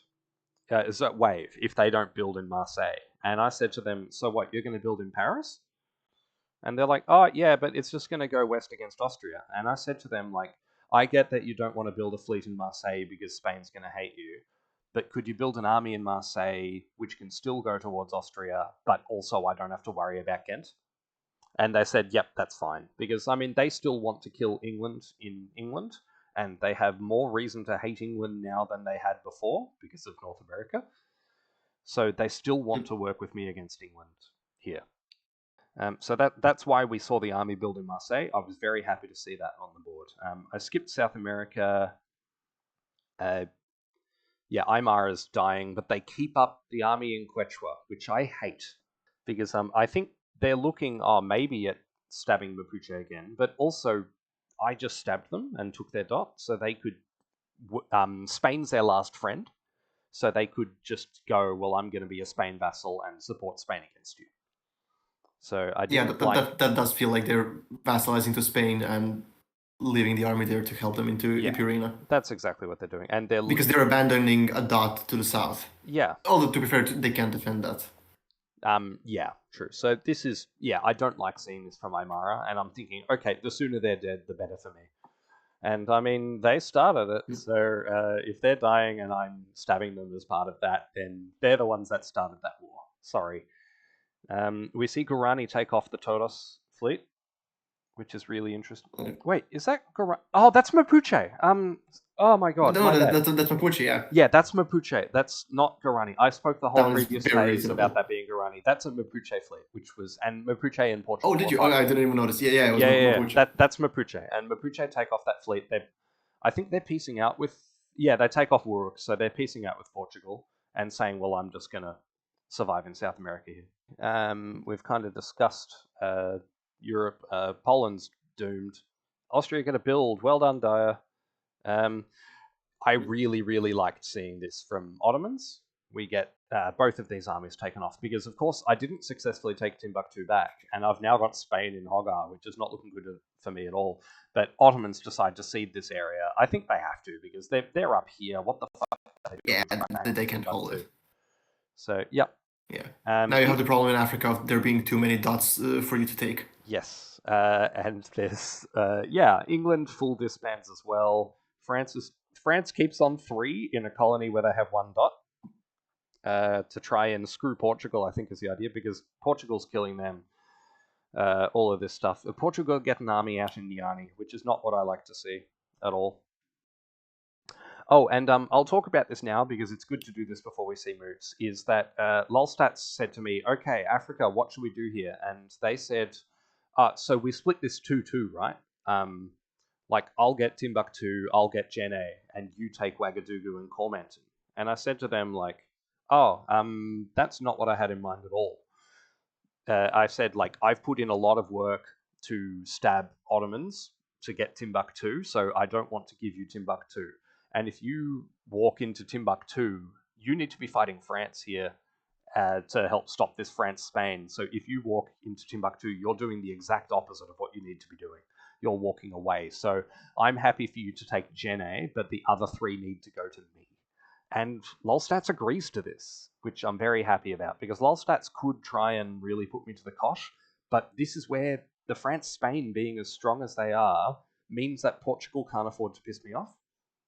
And one of the other appeals I made to them was I recognized in India I wasn't going to get any dots, so I didn't ask you to give me any dots in India.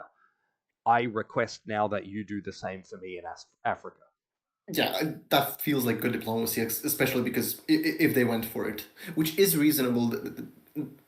They look like they can cause a lot of trouble for you here, but they also can't really fight you in Africa. They are fighting France. They have a dot in Jenne that they need to take, so they can't really put. If you play hardball here, they can't really push you on it. Yeah, and I have been fighting Ottomans for Timbuktu, and I had asked Portugal to support me in Timbuktu the previous year. They said no, so I think I'm justified enough in press to be like, well, no, that's my dot, and if you're going for it, that's a stab. So I like this from them, and they can't really afford to piss me off because they're warring Congo, and I'm not warring Congo, so they really want me to stab Congo, and I'm kind of trying to lead Portugal on in this way. I have no plans to stab Congo. We see the most friendly build possible from Congo here, a fleet in Soyo, so they clearly trust me now because I went after Ottomans. So we had that year of scare where they were like, oh, is Netherlands going to stab me? And I think France tried to rile that fear up, but I didn't. So Congo really trust me again now. So we see best build possible from Congo. Oh yeah, finally we see no fleet in Kharkov. Well done, Russia. Oh yeah, Portugal dotted Bandar Abbas as Safavids took Rustak. So Portugal and Safavids are now fighting, which is interesting. And Portugal didn't build there? Oh, did Portugal not get builds? Portugal did get builds, I swear. Or maybe there was something more important, probably. Yes, yeah, because this is the most important spot on the map here, is that Spain build stabs Portugal. Oh, right. Yeah, so Spain plops down 2 armies in Spain, and we kind of knew this was coming because Spain went +8, so of course they should start consolidating the area. And so I was telling Lolstats, like, hey, is it time for double army in Portugal? And they were like, I don't know about double army. I was like, please at least build 1. And I think Lolstats is a strategic enough player to know that they needed to build an army in Portugal here. But we see 2 by Spain here. So this is a stab on Portugal, and I think Portugal saw this coming. So this was where it was becoming really, really clear that we had a Spain-France on the board. If the other 50 times I've mentioned it so far were not enough, we're seeing Spain-France crystallizing. And France was both trying to get Spain in to this stab. talk and in press at the time. Yes. France was trying to get Spain to stab Portugal because they hate Portugal, and France were trying to get me to stab Portugal, even though I was working with Portugal by this phase. And one of the annoying things France was doing was they'd just dicked me over and I'd lost Parmerbo. And I said, okay, where are you going to get me the dot back? Because at the moment you owe me a dot. And they said, oh, I can support you into Portugal. I can support you into Niani. And I'm like, France, it must be clear by now that I'm worried about a France-Spain and you're offering me Portuguese dots. No, you need to offer me either one of your dots or one of Spain's dots. Like, there's no if or buts. You asked for a dot, man. Yeah. Exactly. And you asked for a dot, they provided. Yeah, but I'm obviously, and I just had to say to them outright, because they were, I just said, it must be obvious by now that me and Portugal are not at war. Stop offering me Portuguese dots because you are working with Spain.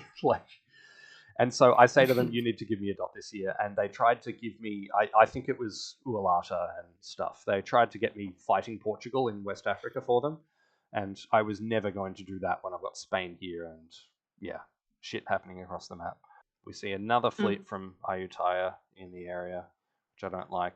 Ming had to disband. They had a bad year the previous year. Spain get 2 more fleets out in the Philippines. So Spain, at this point, were massive. And we'll go to the scoreboard quickly. Yes, Spain is building everywhere, basically. Yeah. Spain, 9 builds. which is terrifying. Portugal 3, Yes, France 5. Spain was choosing where to wave. Yeah. So everyone's talking about the Spain-France at this point. And they are the two that grew the most. Yet Safavid's had a good year. You had a good year going +3 here. Guarani had a great year. So with some regionals are starting to really march up the board here. This kind of clump from Guarani down to Ayutthaya. Inuits are starting to crumble a little bit. Ajuran's stalling. Russia's only gone And I personally really needed that good year, because without those 3 builds, I'm having a much harder time fighting Spain here. Yeah, it's really hard to fight Spain when you have no builds. No builds. Yeah. Which sucks. So, yeah, that's the scoreboard coming into this year. Ming had to disband, which kind of sucks because they're my friend against Spain. I'm not sure how much longer my Asia is going to last, really, at this point.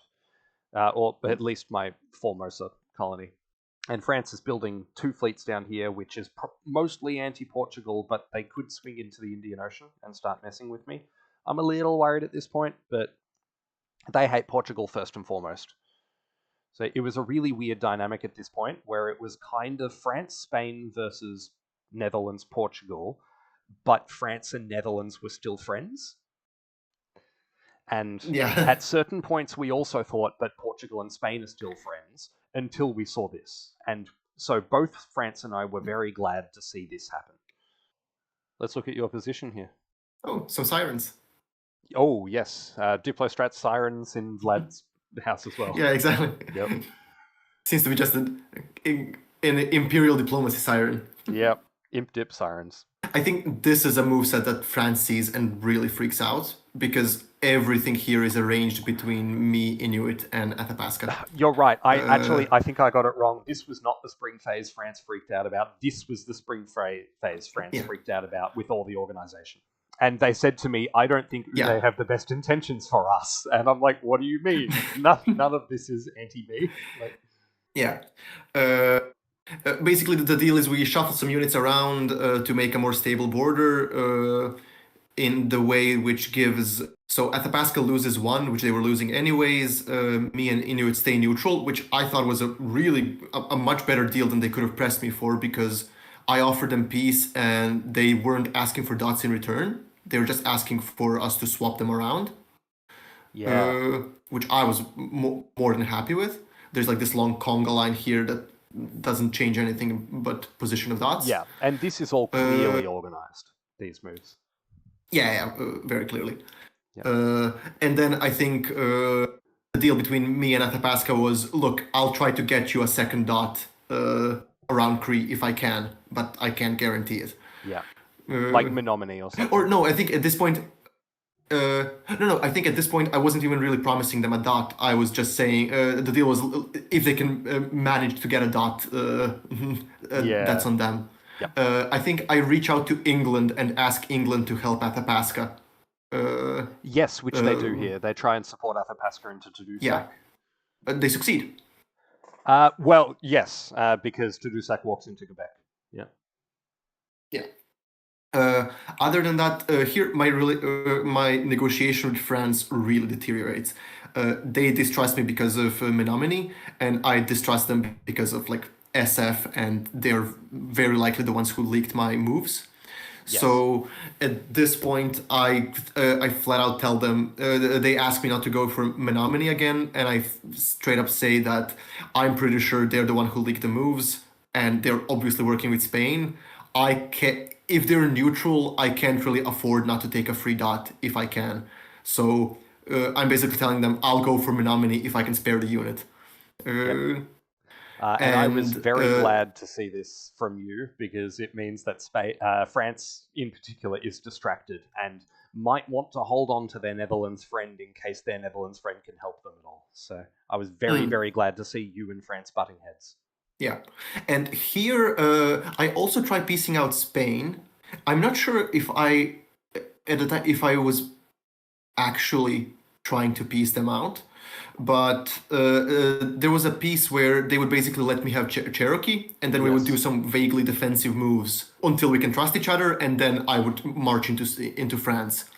And I don't think they were expecting me to support myself into Cherokee, but this was specifically a stab on their... Or they broke the deal. where we were trying to peace out.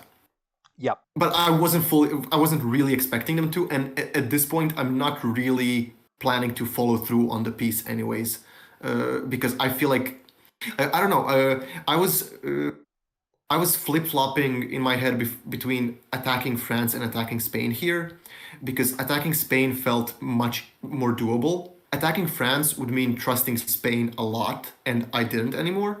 And it's also a much tighter area, which with some like natural stalemates.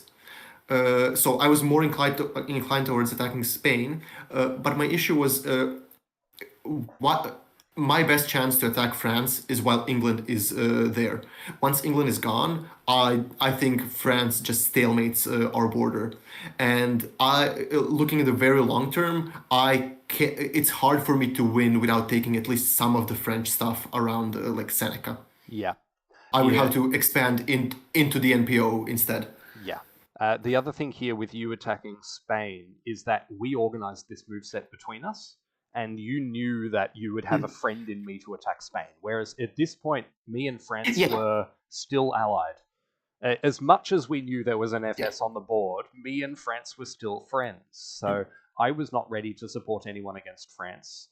And France is also furiously denying any SF allegations and saying that he is fully allied with you. Yeah. When I press him about it. Yeah, and Arctic was full of shit at this point. We know that Arctic was looking at winning the game with Spain at this point.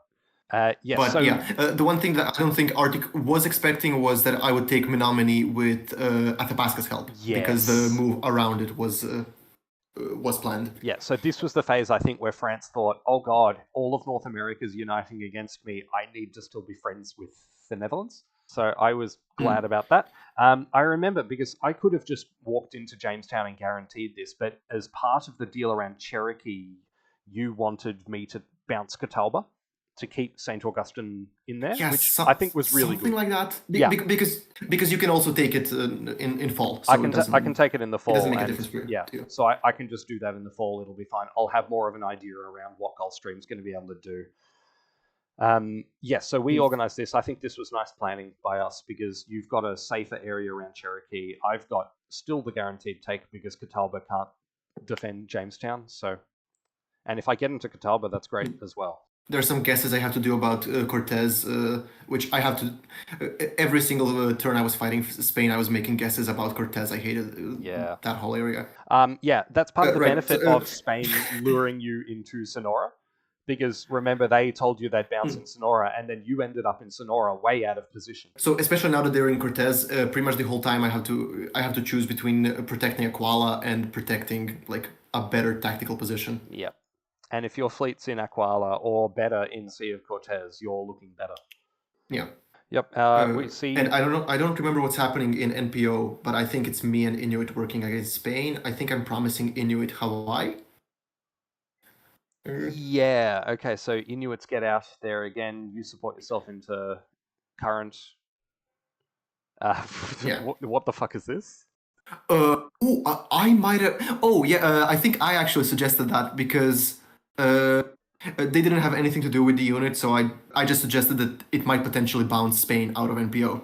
It's better than holding it. They could have gone for Galapagos. I don't think we were expecting Galapagos to leave. Yeah, fair enough. And we'll scroll away from that because that's one of my favorite moves. Yeah. Okay. Yeah. So we see France and Spain continue to work together. They're moving out to Bahamas. Everything's moving east, and it really, really looks like this is France, Spain. And I got into Caribbean. France does take Courland. They do take. I believe this. I assume that was a trade for Bahamas. I think for Bahamas. Yes, I think that was the trade. Yeah. I'm able to put pressure on Cartagena here because I got into the Caribbean Sea. So I'm trying to do some bounces to stop Spain properly mobilizing. And I managed to stop Jamaica getting out. I managed to stop Panama getting out. So I'm happy with this bounce. Yeah, that's pretty good. You're tying up like 3 fleets with one. Yes, I'm very happy about that. And I take Cayenne from Guiana Current, which is the part of the trade. And England bounced France out of New Amsterdam. And I think after this, France asked me to support them into New Amsterdam to complete the trade, and I'm like, are you fucking kidding me? I'm taking Jamestown. Like, Jesus. So I take Cayenne, and this is not a stab, it's to complete the trade. I get out into Guiana Current as well to kind of defend, so I move into the SAO just in case I need some extra support there, because I'm planning on moving out of Moritstad, so maybe my fleet needs to go back to Moritstad. I was very anti-Spain, and Mapuche was dying here. And Dan's a friend, I've told you. And I said to Dan, like, would you consider moving to Nyquil? I think is what I said. Not Guayaquil, but Nyquil. And putting pressure on Spain. Because Quito and Lima are both completely vulnerable. So I thought, you can go here and you can mess around with Spain. And all I got in response from Dan in press was the eyes emoji. So Dan's not... I feel like that's a yes. Yeah, well, it's ooh, maybe I will. And then I saw this on the map, and I messaged him like, "Oh, you're a fucking legend. This is great." So yeah, Spain forced their way into Carib. I'm not happy about this because I really want to put pressure on Pamerbo. Part of the whole Cayenne thing is that I can move back towards Pamerbo again. I get into Goyas, which is nice because I've got some more defense around Ipurina. I was worried at this stage that Aymara would be attacking Ipurina. So, did I leave? I left Ipurina vulnerable this phase, I guess. Why did I do that? Gee. There's like 1, 2, 3, 4, 5 hostile armies around Ipurina. Or not hostile, but... Kind of. Well, Guarani is not hostile, and Aymara is probably attacking the Mapuche fleet. So Aymara was vassal to Spain. It's not first guess. And I thought for sure... I did remember thinking that maybe Aymara might attack Ipurina, so this was a real risk. Because I could have lost Ipurina here. But I get into Goyas, which makes me feel a lot better about Ipurina now, because I can support it from there, which I'm happy about. We see... Well, it was extra risky, because if they did go for Ipurina, they would have blown it up. It would have been blown up, yeah. So I'm really surprised to see that I did that. I would have thought maybe at least Amazonia would support Ipurina. But I think I was worried about losing Japura as well. So, that's right, it was a 50-50. It was Japura or Ipurina, and I think in press we both knew it was a 50-50. And that's right, Amazonia put it on Japura, which it ended up not mattering because Spain went for Carib instead, which doesn't feel to me like the best play because Quitoto's open. Quito and Lima can only now be covered by the one army. So I was very, very happy to see this Mapuche move because it really stifled down Spain's approach on me.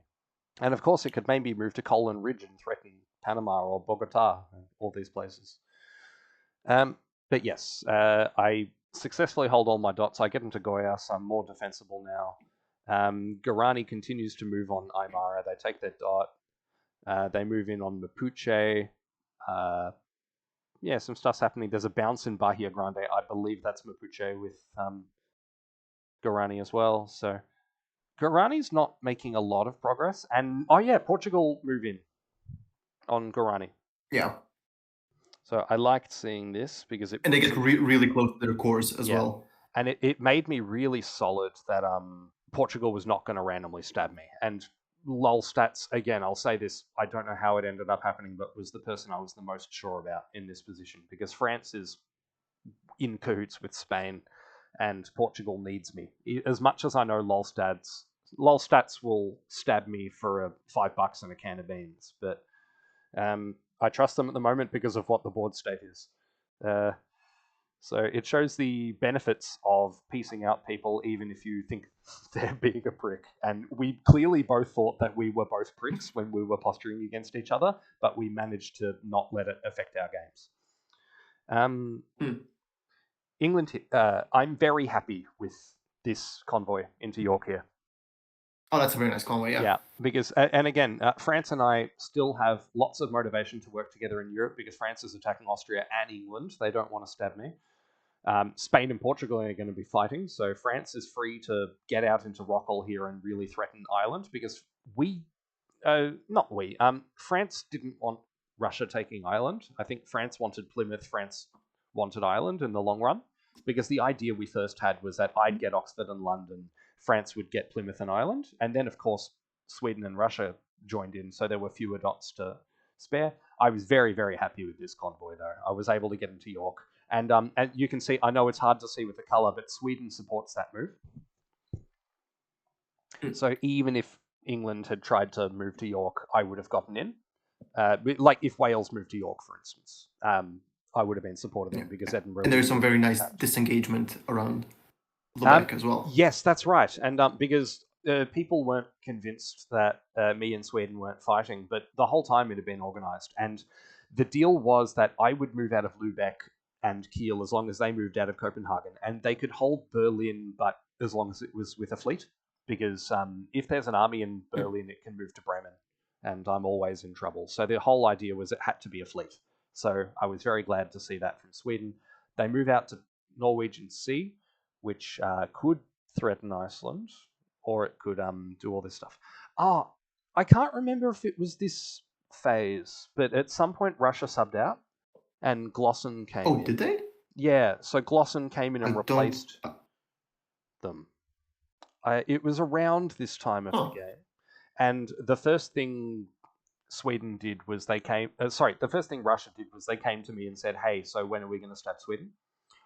I think it must have been maybe a phase later, or 2 phases later or something. But certainly Glossen was immediately trying to get us to fight because they saw that we were working together. And Sweden, I went to Sweden and just said, you can't trust this guy.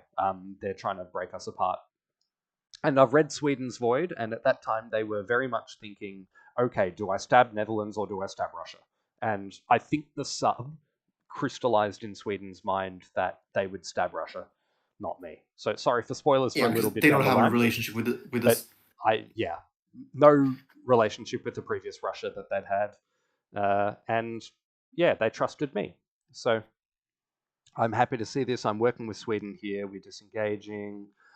France doesn't move on me because at every single phase along the way, I was worried that France would march on me. So that's part of, like, I'm in Bremen is nice because it defends against France. Spain, I think it's a really interesting alliance between you and France the whole time, because you're sort of on the opposite sides, but both your positions are so fragile that you just cannot antagonize each other. Yeah. So you're the best of allies.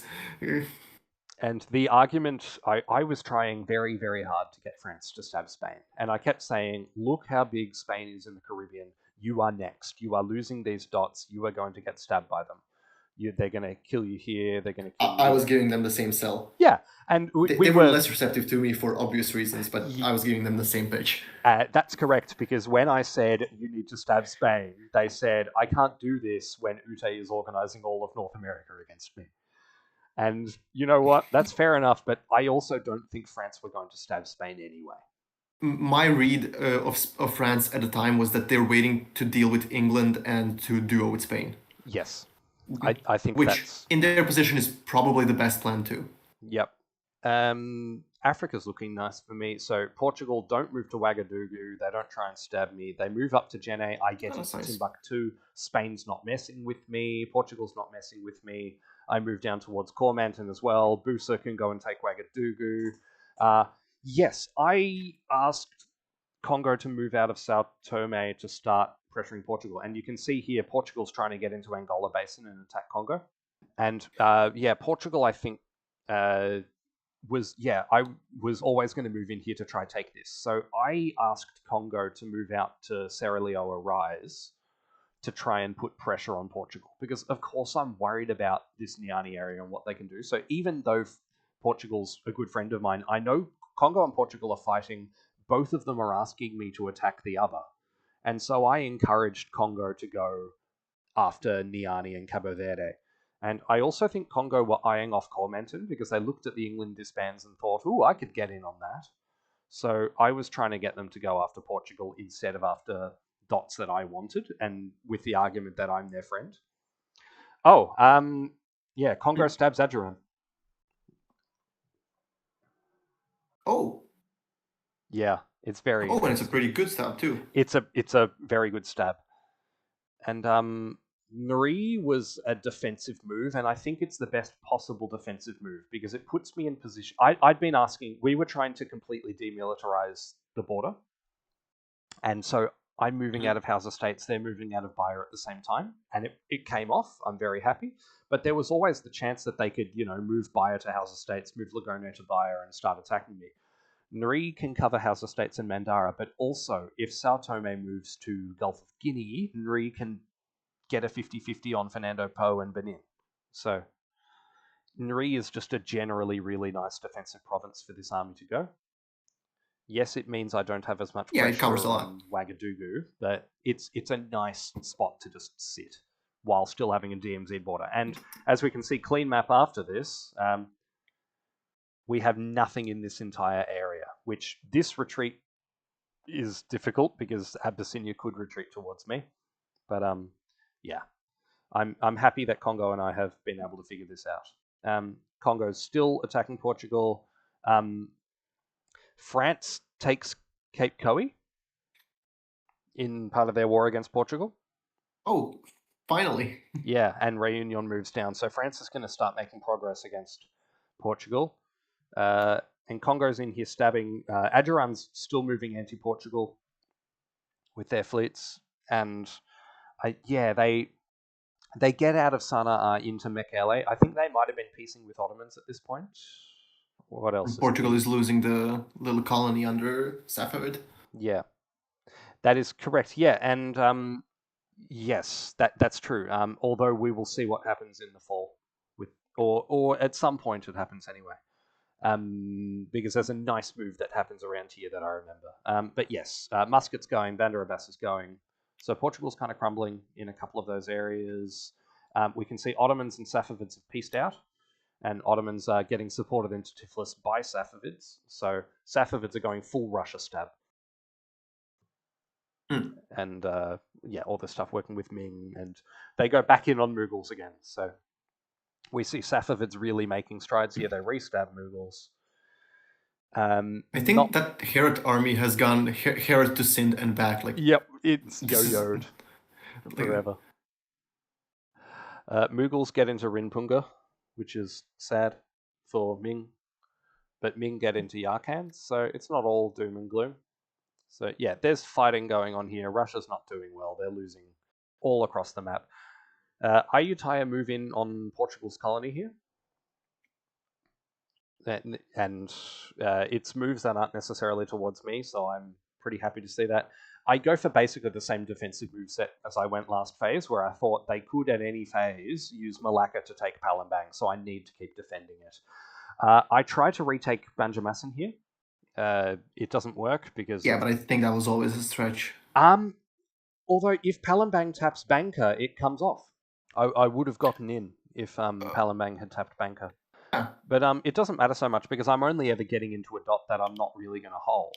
And Kuta gets... it's spring phase and the army is really hard to deal with there. Yes, and so I don't mind too much because Kuta gets blown up, which sucks, but Celebes C bounces with Spain in Zamboanga here, and I think they thought I was going to support hold Celebes C, so they thought, well, we'll try this attack, see if it comes off.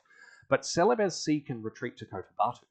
So, oh, that's nice. Yeah, so in any way... Is there a point? Can you hold it? Well, there's always a point, because it means that people have to waste resources kicking you out. And maybe I can get into Natuna Sea and start threatening Ayutthaya or something. So I'm able to get that retreat off. What else here matters? Yeah, Portugal move into Banda Sea at my invitation. These moves are important to note here, is that I asked Portugal to come into Banda Sea, number one, to help defend Minano if Spain push into Celebes Sea, and number two, to threaten Halmahera Sea and all this. So Portugal, I invite to come and help defend me. And so they're doing this. It's not a stab. They're moving in at my behest. They continue to take off Mapuche. Qing is making progress against Tokugawa. We seem to have peace between Inuits and Qing. Zed. Yeah. Yeah, so I think the idea is we attack Russia from them. Yeah, and that, no, because Inuit and Russia stayed friends for a pretty long time. Yeah, but then Russia... I remember... core. That might be a thing that happens later then, because I remember being annoyed by how Inuit is at peace with everyone in Asia. Yeah, that's right. But I guess it starts here, maybe. Yeah. Important bad thing to notice here is that, yes, we get Ming to backfill Ryukyu Islands, but Okinawa Trough gets blown up, which is really sad because I get tapped in Oh, yeah, Formosa and they get this off. So, and the move into Philippine Sea, there's no retreat to Philippine Sea or anything. So maybe we could have tried support Ming into Luzon Strait or something, but yeah. Yeah, that was a pretty good move by Spain. Yeah, it's a good move set by Spain because obviously Ming are going to defend Ryukyu. Unless Spain can get Tokugawa to help them, there's not much going. Ming do get into Kyushu though, so it's not all that bad for Ming here. But things for Ming are not good elsewhere, so bit of a sad face. Yeah, let's go to the map here. We get nice little diamonds. We'll go straight to the retreats map. Yeah, so Abyssinia do not retreat towards me, which is really nice. They retreat back to Hawara. They cover their dot. Of course they cover Hawara. Like, what else are they going to do? Yeah. Congo stabs Adjuran in a way where they can retreat to Mongo and look at Ngala or Pango. So it's a little bit sad for Congo. That's annoying, yeah. Yeah, and Adjuran obviously are going to move towards Congo now and possibly start piecing with Portugal or something. Yes, so I retreat to Cotabato. I chuck my other retreat to Ayutthaya to kind of say, I blame you for this. I'm coming for you. Like, I'm not going to hold off. And I know Ayutthaya were thinking, wow, there's only 5 dots here, but look at all these fleets that are defending. It's because I'm a colonial. I'm doing well elsewhere on the map, so I can overbuild in Indonesia and hold them off for as long as I want. So I get to retreat to Cotabato, which is really nice. Yeah, it was annoying being on the other side of that. Yes, and the fleet gets blown up. So I do want to go to the clean map for a second, just to talk about a very important thing that happens before the moves. So I'm making my plans with Portugal across the map, and most notably for me is my plans with Portugal against Spain here, and we're going to push them towards Spain. And I also make plans with Portugal in Africa around here about how we're going to have these dots split and all of this. And I am very, very certain that Portugal and Spain are locked in war because of all these armies, and they are going to war no matter what happens. So I'm very happy about this. Yeah, obviously. We have friendly areas around here, and one thing that happens, I think it was 6 hours before the phase ended, and it's worth noting that this phase happened on Christmas Day, and the deadline, well, for me, I remember reading something about that.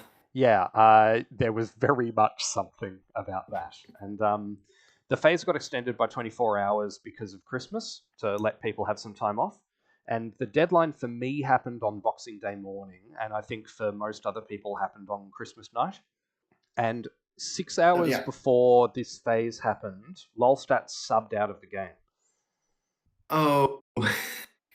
And Slay stats, or Slay, Slay stats because of Lolstat. So, yeah. Slay stubs into the game with 6 hours before the phase to figure out stuff. And I wake up a few hours later and I have 3 hours to talk to the new Portugal player before this phase happens. And it's Boxing Day morning, and I've got family commitments and all of this. And both France and I believe, immediately... I didn't, but I believe France asked for another extension because it's ridiculous. There's no time to talk to a new colonial 6 hours out from a thing. And particularly for me, I've got 3 hours. I didn't ask for an extension, but we'd heard there was not going to be an extension in the post. So I thought, oh God, okay, I've got to figure this stuff out with New Portugal. And Portugal come in and they start talking to me and they're like, hey, I noticed that Spain is really aggressive with me. I want to work with you across the board. And I'd really like to peace out with France if I can. Do you think you could help make that happen? And I go to France and I start saying, like, you know how you've been saying that Spain's your friend and that you can't stab them because, well, number one, Ute, but number two, Portugal is death warring you and they hate Lolstat. So I say, if you and Portugal could peace out, do you think you'd be able to stab Spain?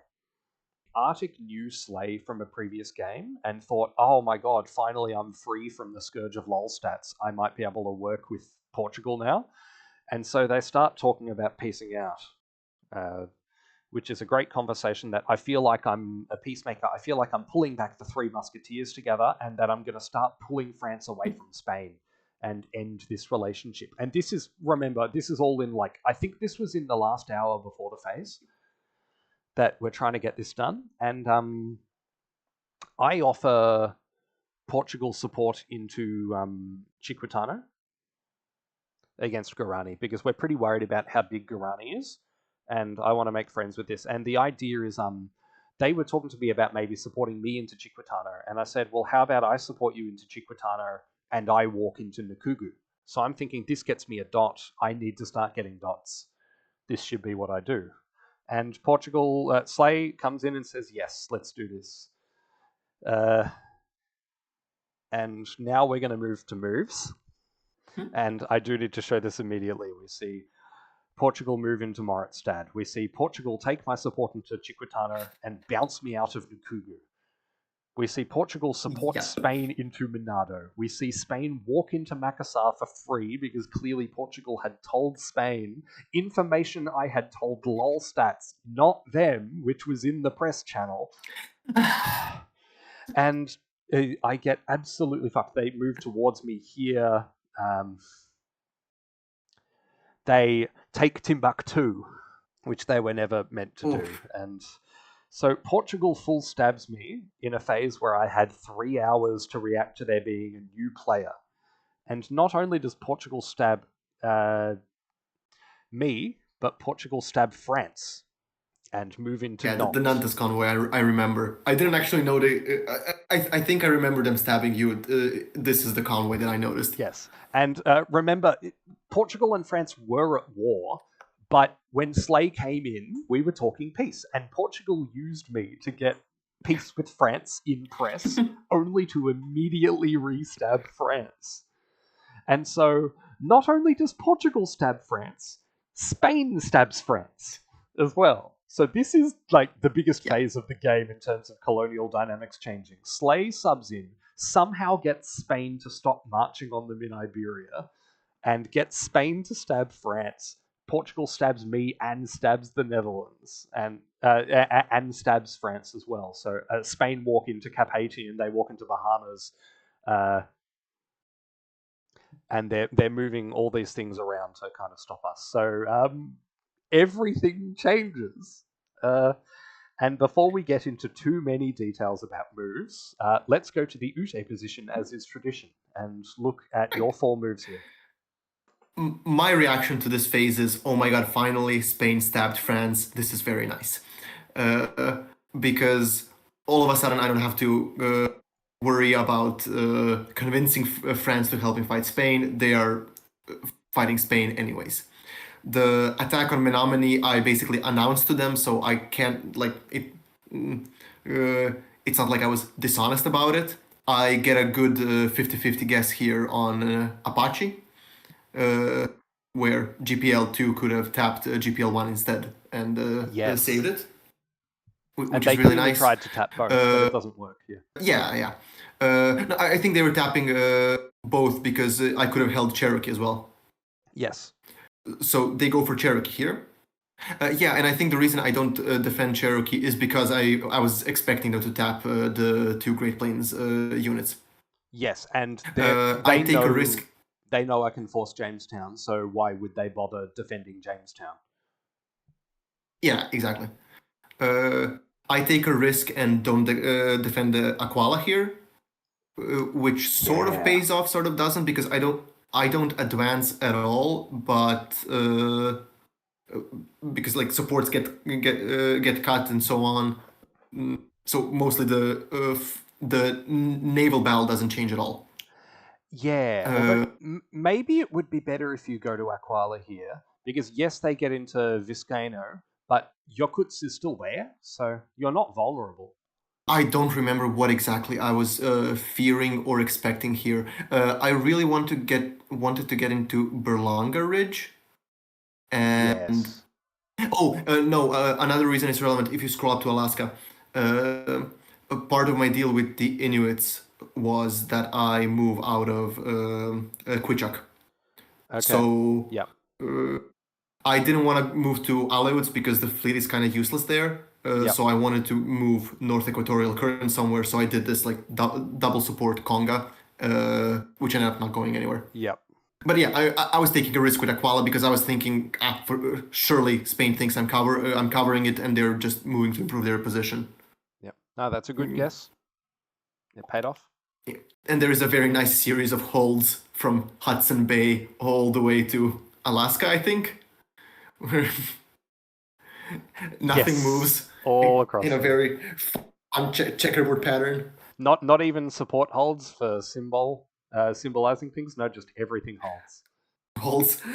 Yeah. I don't think either of us was very interested in giving each other support. We were sort of making the piece because we needed it. Yeah. But also because of how the units are arranged, there really is no point in like cutting supports or tapping anything. I'm pretty sure for my units, like holding was the only thing that made sense. Yep. That makes sense. Well, I mean, supports, even where they don't matter, is like a nice way of saying I'm your friend. It's little things like that just to didn't reinforce. occur to me at the time. Yeah. Anything else for your spot? So there's that. No, I think that should be it. Oh yeah, one relevant thing is that this is technically another stab by Spain because the entire time I'm talking to Spain and trying to piece them out, and saying basically I don't want to turn this into a death war. I'm trying to get the deal where okay, so previous phase we agreed that you would give me Cherokee and you didn't, but I got it anyways. Can I just keep it now and then we march against France? Yep. Since you're fighting them anyways. And Spain stabs here again. Yes. Oh, did Spain tell you they were stabbing France? No. Okay. As part of our negotiations, they were, if I remember correctly, they were saying, "Oh yeah, I'm going to attack France any minute now." But I didn't really have foreknowledge. Yeah, because I believe they only pivoted after Slay stubbed into the game. I think they weren't. That stabbing... makes sense. Maybe they were stabbing France anyway. But I know from Spain's void and from France's void that the reason that Spain stabbed France was because France hadn't stabbed me yet, and Spain were getting really impatient with France for not stabbing me because both me and France were hanging on to this like relationship that was like a backup relationship in case other things fell through.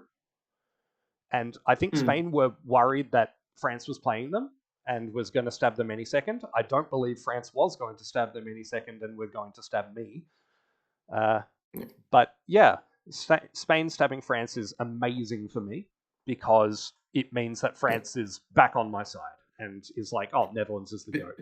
It means the backup relationship is the relationship now. Yes, and particularly Portugal re-stabbing France and stabbing me and stabbing Guarani, importantly, is really just devastating. So I get into Jamestown. I decided to take with the fleet because I was worried it could be tapped. And I think Spain knew that this moveset would guarantee Jamestown. Of course, it's better for me if I go Army Jamestown. But I wanted to guarantee the dot. Yeah, this causes some annoyance down the line. Yes, this fleet being held in here is annoying.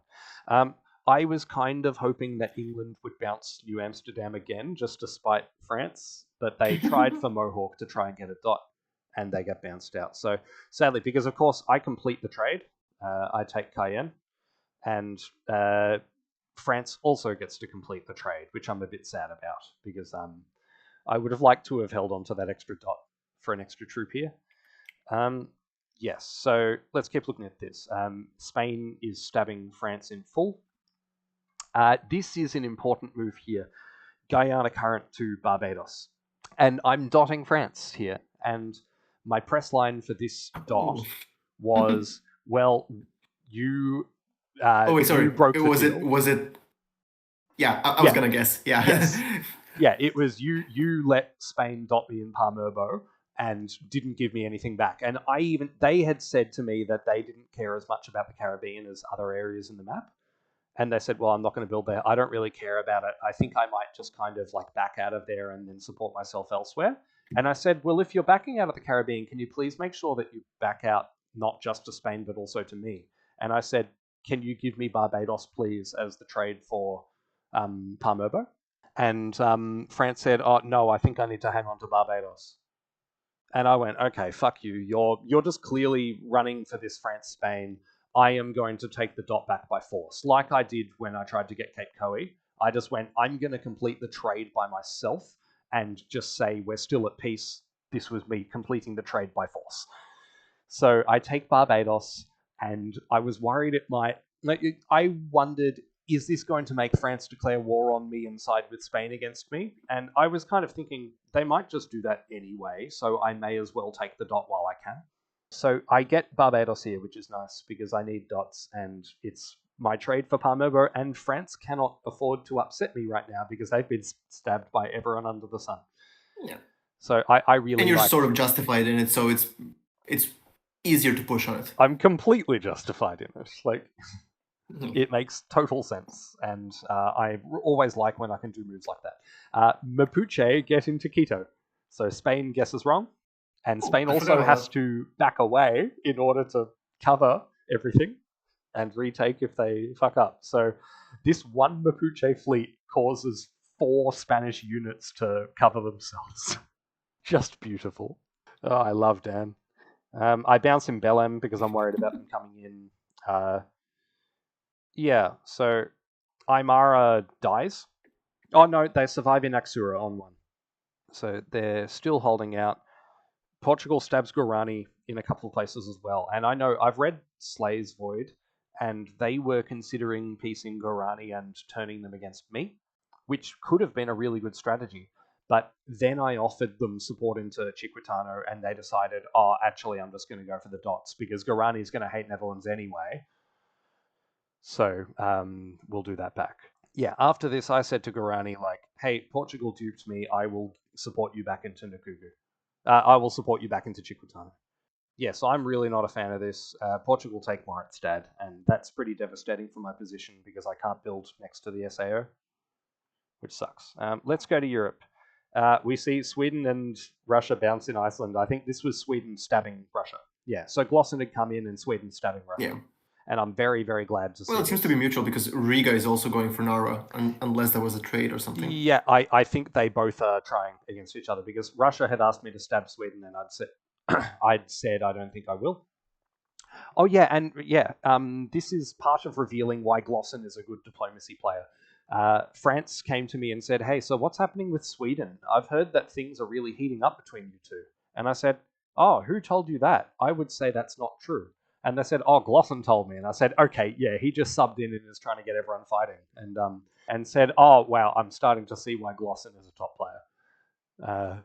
Of course. So, because there was no tensions at all between me and Sweden, and Russia was going around telling people, "Oh, the Netherlands and Sweden, they're really tense, that something's going to happen." And both of us just happened to be content in the knowledge that we trusted each other.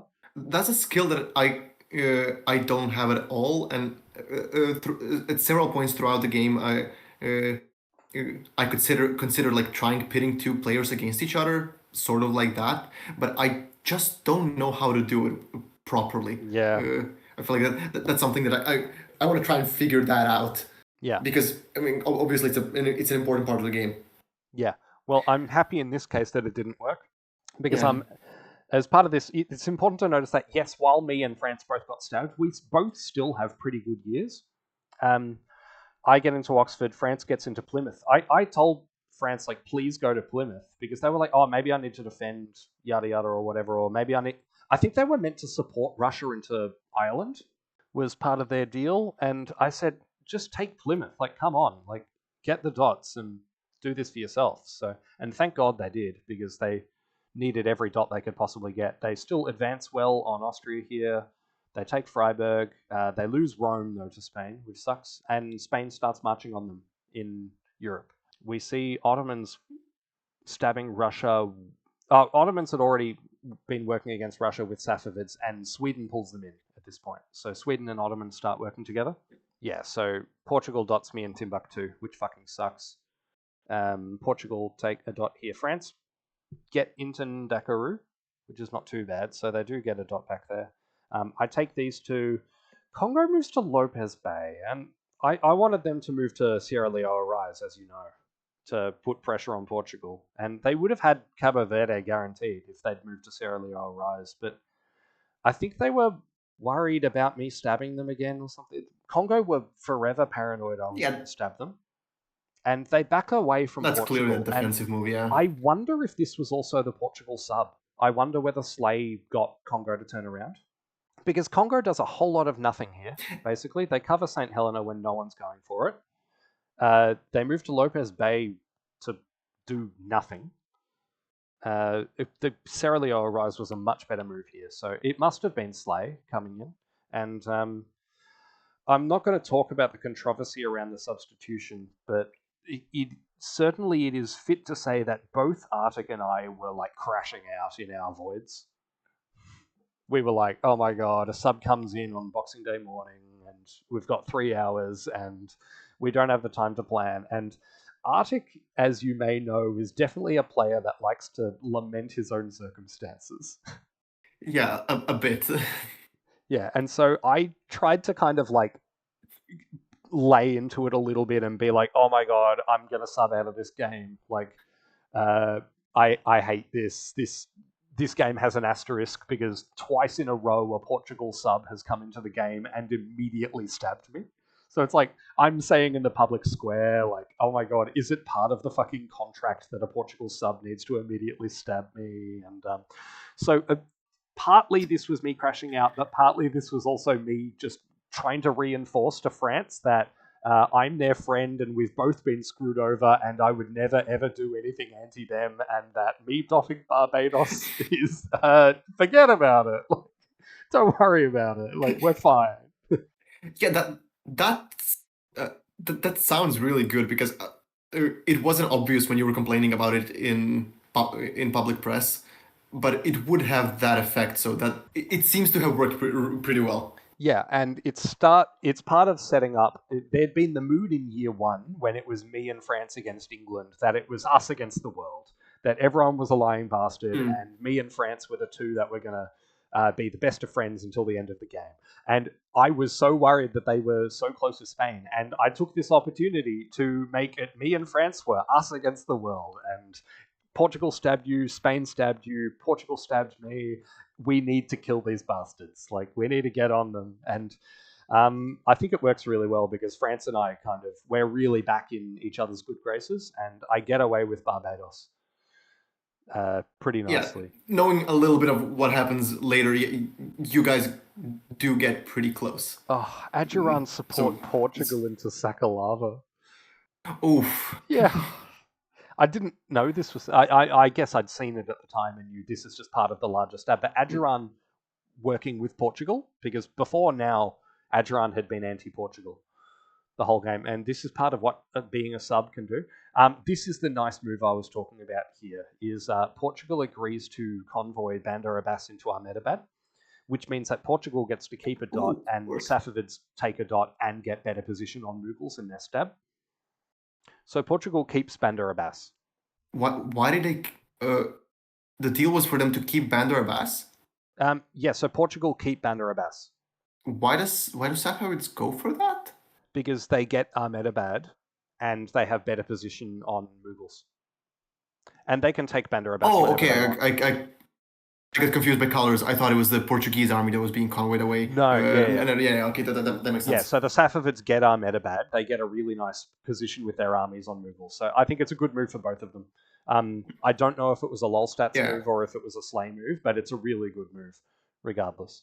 Russia is falling apart. They get into... No, they do get into Yarkand. Yeah. Oh, Russia work with Qing against Ming. So Qing stab Ming is another important thing this phase. So Ming is crumbling, is what to say there. Yeah, Ayutthaya take Dongkin, so they're properly stabbing Portugal. So it's not all... Slay Stats has not been able to pull off every miracle. They've just been able to pull off some.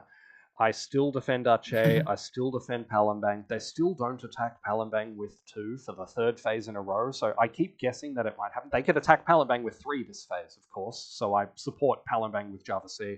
Yeah, we've already spoken about this. I lose both Manado and Makassar, and I'm out of Cotabato.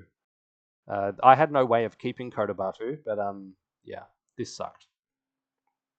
I also lose Formosa here. because Ming. Well, they don't support me, but they also knew that they were going to get cut. So I was always going to lose Formosa here. So I get 2 slots from Formosa, and that sucks. So really, really not a good phase for me in Indonesia. I'm losing everything, both of these dots, and Portugal gets off a huge stab. So, and this is of course a fall move, so we'll go to the clean map and we'll bring up the scoreboard at the end of this year. +8 Portugal. +1 Spain. They don't get much because they turned around against Portugal, remember. So Spain did this and didn't get much out of it. I still go +4 because I did well in South America. I dotted Barbados. I got into Oxford. So it's still a decent year from me. It's not a good year for France. And we're now almost level on supply centers. So, I mean, you already know what the tactic is here. It's that you type in dot leaderboard in every single press channel and you say, hey, look who's up the top. Yeah, and you're anti-Spain here, and Portugal has just gone +8, and they are looking terrifying. Yeah, that didn't concern me as much because I really had no relationship with Portugal at all. Yeah. And most of the people that I wanted to fight Spain were fighting Spain anyways, except for Ayutthaya, which just wasn't interested at all. Yeah. So Portugal doing well was kind of like was a bit annoying for me because it was something that could end the game that I couldn't affect almost at all. But other than that, this was actually a pretty good leaderboard for me because Spain only got 1 build, and that build was probably not coming to North America. Yeah. So Spain stalling, I think, is in part due to you going against them, and I think it's in part due to them stalling with Portugal. Yeah. You go +2 which is here, an interesting decision on Spain's part. Yeah, it really... Interesting is the right word. And I mean, clearly, I've read why Slay was able to get this to happen, and Slay came in with the line of, they came into the game and they thought that me and France were never going to war each other. And this is where someone who doesn't know what's happening can do things that someone who has all these preconceived notions, because, I mean, Lolstats and I were really aware of this Spain-France, and Slay had no idea when they came in. And so they thought France and Netherlands are never going to break up. Look at Europe. Look at the border they have in Europe. Like, they're never going to war each other. And so went to Spain and said, I'm worried about this France-Netherlands. And clearly Spain had been worrying about the France-Netherlands because Spain wanted France to stab me and France never did. And so Portugal said, hey, I want to stab Netherlands. And Spain are death warring me, so anything that gets a death war against the Netherlands from someone is a good idea. France isn't stabbing me, so maybe that I just ally with Portugal and get them to stab Netherlands. So I think it's not the worst decision by Spain, but it does stall them a little bit. Yeah. You're up to 6th here. Steadily rising. I like my position here. The war with Spain is not, like, it's looking slightly in my favor maybe, but it's also not looking like it's going to be deadlocked soon. So, yeah, but also you now have Spain stabbing France, which means France will work against Spain. Yes, which means even though my relationship with France is really bad, it doesn't matter because France kind of has to work with me. Yeah, and even though they distrust you, they are now like, Netherlands is my only friend in the entire game. I will work with them. And I was very, very strongly saying to France, we need to kill Spain, and Ute is willing to do it. So I was able to get France in on that. And now you might begin to see why this video is being done by Ute and the Netherlands. Yeah, you and I start talking a lot at this point. I think around here, you're my most active chat. Yes. I've accidentally gone to the wrong score. If not already, because we were trying to turn France against Spain. Yeah, and that. Also, I don't know if you've seen the press stats in announcements from who typed the most messages in the game.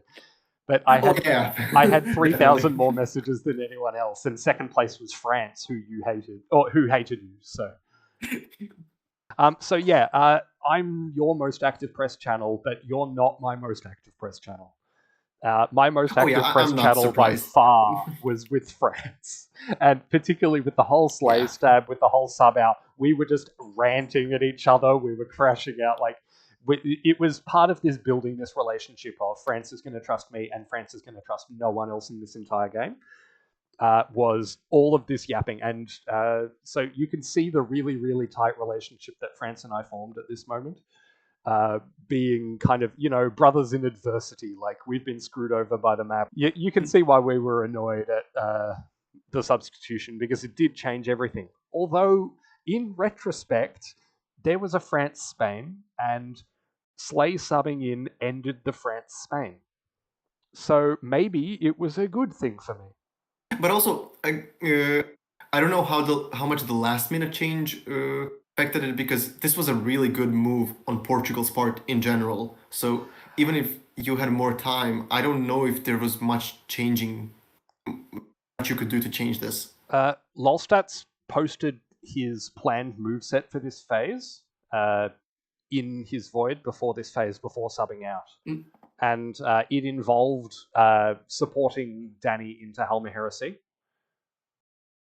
Oh no, but I mean, once the substitution happened, I feel like this was by far the best move Portugal could have done. Yeah, no, Portugal. Because I don't think Portugal could have done all these re-establishing alliances and stabs. Like, only a sub could really do this.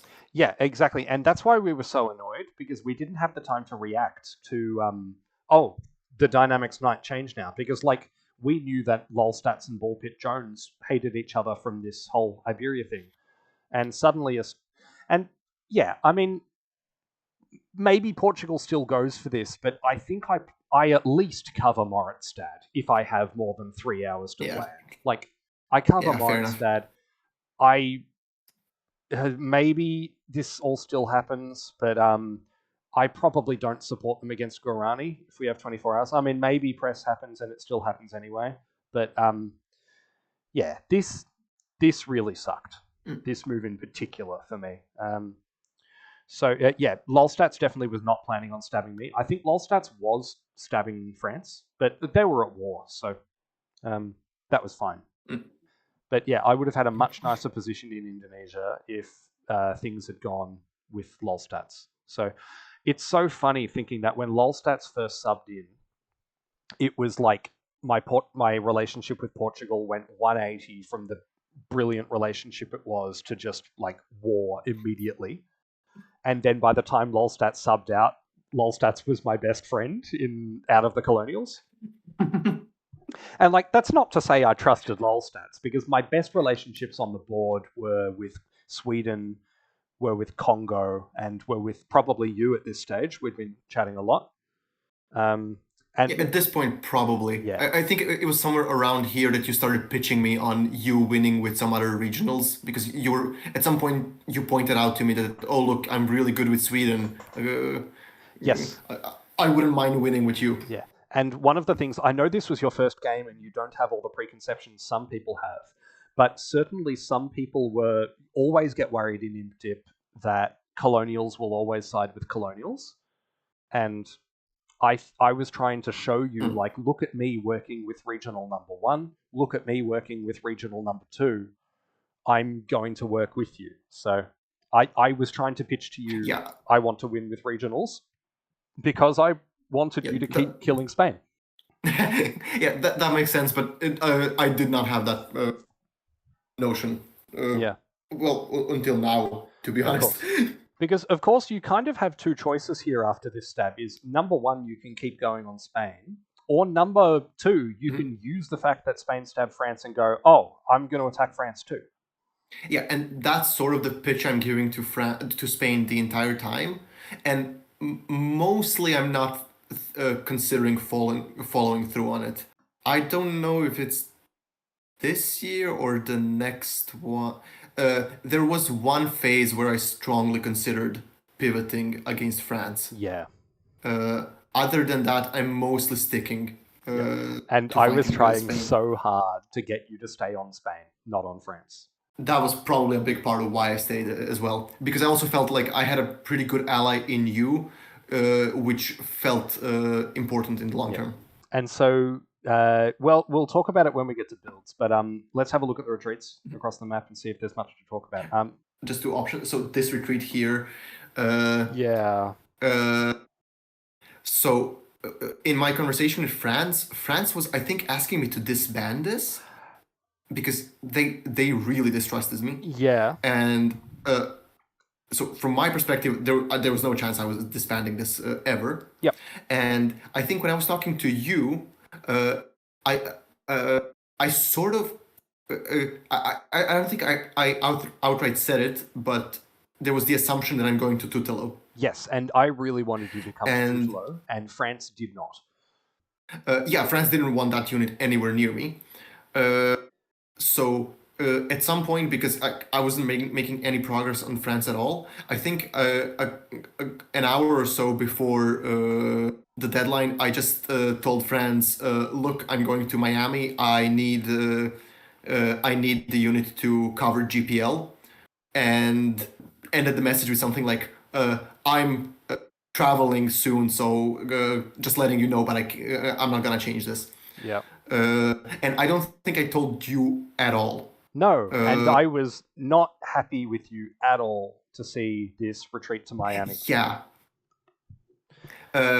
I think so. The part about me traveling was true. I was a bit distracted at that point. I did not really consider that you needed me in Tutelo. I probably would have at least let you know. You asked me to get permission from France, and I went and got permission from France. And I told you, I've got permission from France for you to retreat to Tutelo, and you just ignored it. Oh wait, did you really? Yeah, I got permission from France for you to retreat to Tutelo. Oh, then I might have intentionally ignored you too. I think you did. Yeah. My main concern was I really wanted that unit in Miami because I wanted to surround GPL so I can kick Spain out. No, it makes sense. And I knew France was gonna hate it. I think the way I handled that was really like undiplomatic. I smoothed it over with you relatively quickly, I feel. With France, it just ruined a pretty bad relationship already. Yes. Yeah, and I mean, ruined may not be the right word, but certainly you guys didn't really get on. And while you weren't warring France, you were still getting England to keep these troops on the board. So... Right, so with the incoming builds, everyone has at this point realized that England really has it out for France. Yep. So I basically just kept sending England like memes in exchange for them staying in North America, which was, again, this was less strategically justified than last time because at least France is at least nominally on my side now, but France has a lot of units there, and I'm pretty afraid of them the moment they can get the area under control. Particularly when you're doing shit like this. Yeah. Yeah. While they're distracted, I can fight Spain properly, and then either establish a border with them or fight them was my plan. Yeah. And ultimately, it was just really easy getting England to stay, and it's just the best deal for me possible. Yep. But yeah, the Miami retreat was pretty undiplomatic. I should have handled it somehow else. I mean, sometimes you just need to do what you need to do and then justify it in post. Who knows? I'm not happy to see this retreat to Quechua because Aymara might decide to keep it on the board and support Guarani against me because I've just helped Portugal stab Guarani. So I'm not all that happy to see this. Yeah, we blew Oxford up. Is nice. Poland's blown up. Congo get to retreat towards Poland dead now? Edgeron. Poland is dead now, yes. Yeah, I decided to disband the fleet in Minado. I had a retreat to Halmahera Sea if I wanted it, I think. Is that true? No, the attack had come from Halmahera Sea, so I didn't have the retreat. So Minado, I decided to blow it up instead of retreating to Muna because I wanted to evacuate the Indonesia. And it's as good a time as any to talk about my negotiations with Evo at this time. So basically, after this happened and Portugal screwed me and started working with Spain, I went to Ayutthaya and I said, "You've been fighting me all game, but you've never been anything but forthright about that." And he stopped lying to me by this point. Like, he just kept saying, "In all honesty, I'm just going to attack you here." So I said, "I need a friend in the area, and somehow I think that might be you." And I promised to them that I would pivot away from Aceh Palembang and pivot completely towards India.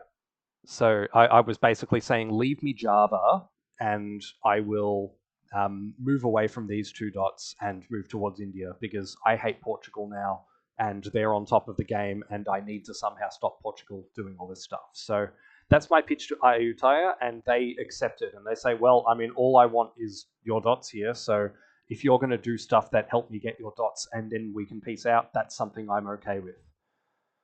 So that's part of why I blew up Monado here, because I'm just sacking this area, I'm hoping to keep Java. So that's the reasoning behind that. I also disbanded Formosa, because it's dead. Yeah. What's the point in keeping it on? Let's go to builds. Yeah, so you get what, +2 this year? Yeah. No. Yes. Yeah, and they're anti-Spain builds. I pretty much announced them to Spain. I tell them, look, you went back on the last 2 negotiations. I had to build against you, and then like maybe I can pivot away, but we can talk about that in moves. Yep. Other than that, nothing particularly interesting happens. Fair enough. We see England blow up Connecticut, but they keep everything else on. So they are continuing to troll France, and France is furious. Understandably, yeah. Because England disbanded somewhere else, right? They Britain, disbanded they disbanded Britain, which is very questionable when they're keeping North America on. So I remember I'd said before this build phase to France, like, surely England defend the home islands now. And France responded. It was like, you made this happen. You jinxed this. So yeah, they disband Connecticut. They keep on these 3 troops here, as they're down to just 3 dots in England. Yeah, we get an army in Bogota, but we don't get anything in Panama, so I'm not too unhappy about that. Nothing in St. Augustine. Yes, Spain only got the +1, I believe. So not much for them. Yeah. I get my army in Sao Sebastião, which is very important for me to get. We see Salvador, so Portugal's warring me with this build here, clearly. Aymara blow up Quechua, which is nice, because I'm not as worried about Ipurina anymore, and I feel more safe to support Guarani into Chiquitano.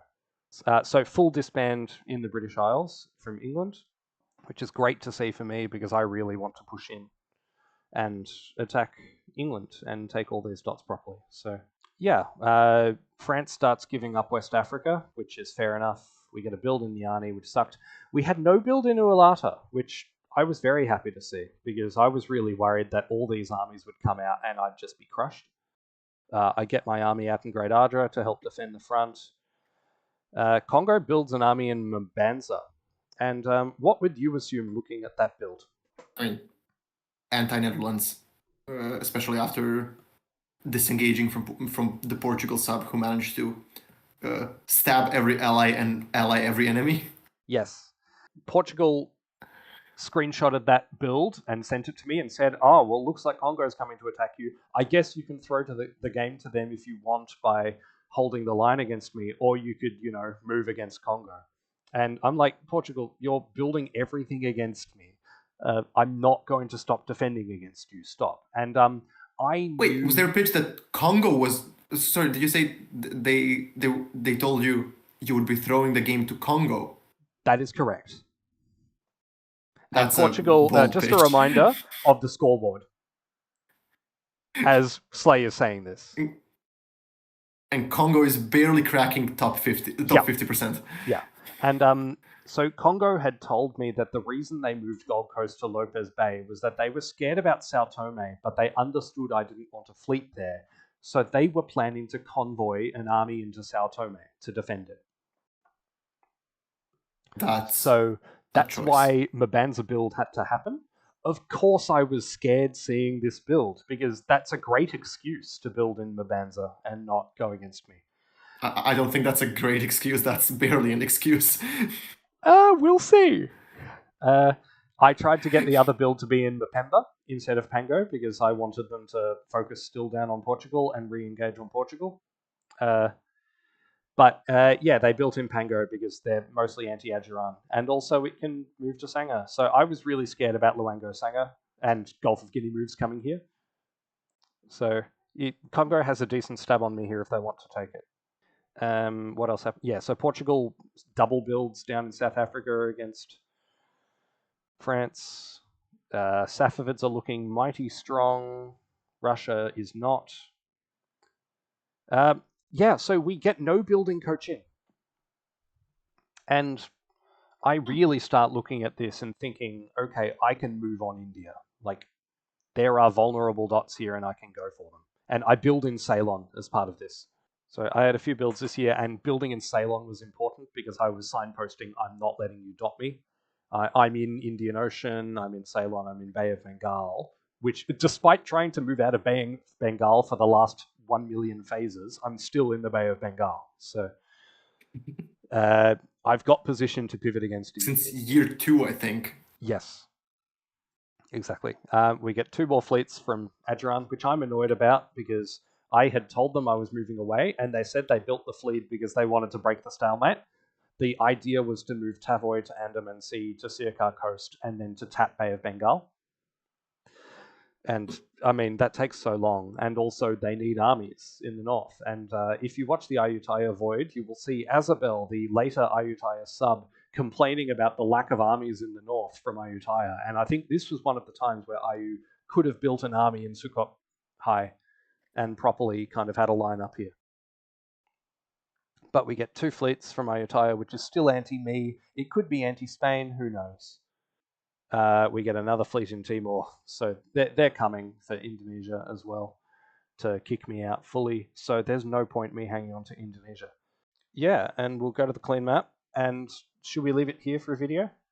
Sure. Yeah, that's Sounds 3 hours 21 minutes of recording.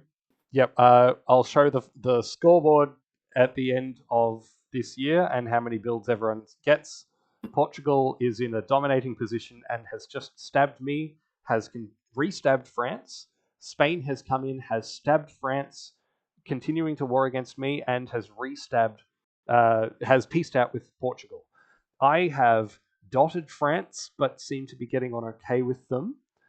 France has not done much averse towards anyone. Guarani has just been stabbed by me and Portugal, but Portugal stabbed me at the same time. Ute, you are working against Spain, but have also just retreated towards France. So lots and lots of interesting dynamics up the top of this scoreboard. Yeah, it's an interesting game to come. Yeah, it's very, very spicy. Lots of this stuff. I think we'll leave the video there and we'll catch you in the next part for what is going probably to be an absolute marathon of a series covering this game. I hope it's really interesting. We're getting kind of a whole board coverage as well here, so there should be a lot for people to listen to. This has been really fun. I hope you're enjoying this too. Yeah, I'm loving this. Yeah, and we're going to start spending more and more time on the Ute position as you get more and more dots. So see you guys. Yeah. I'll catch you in the next one.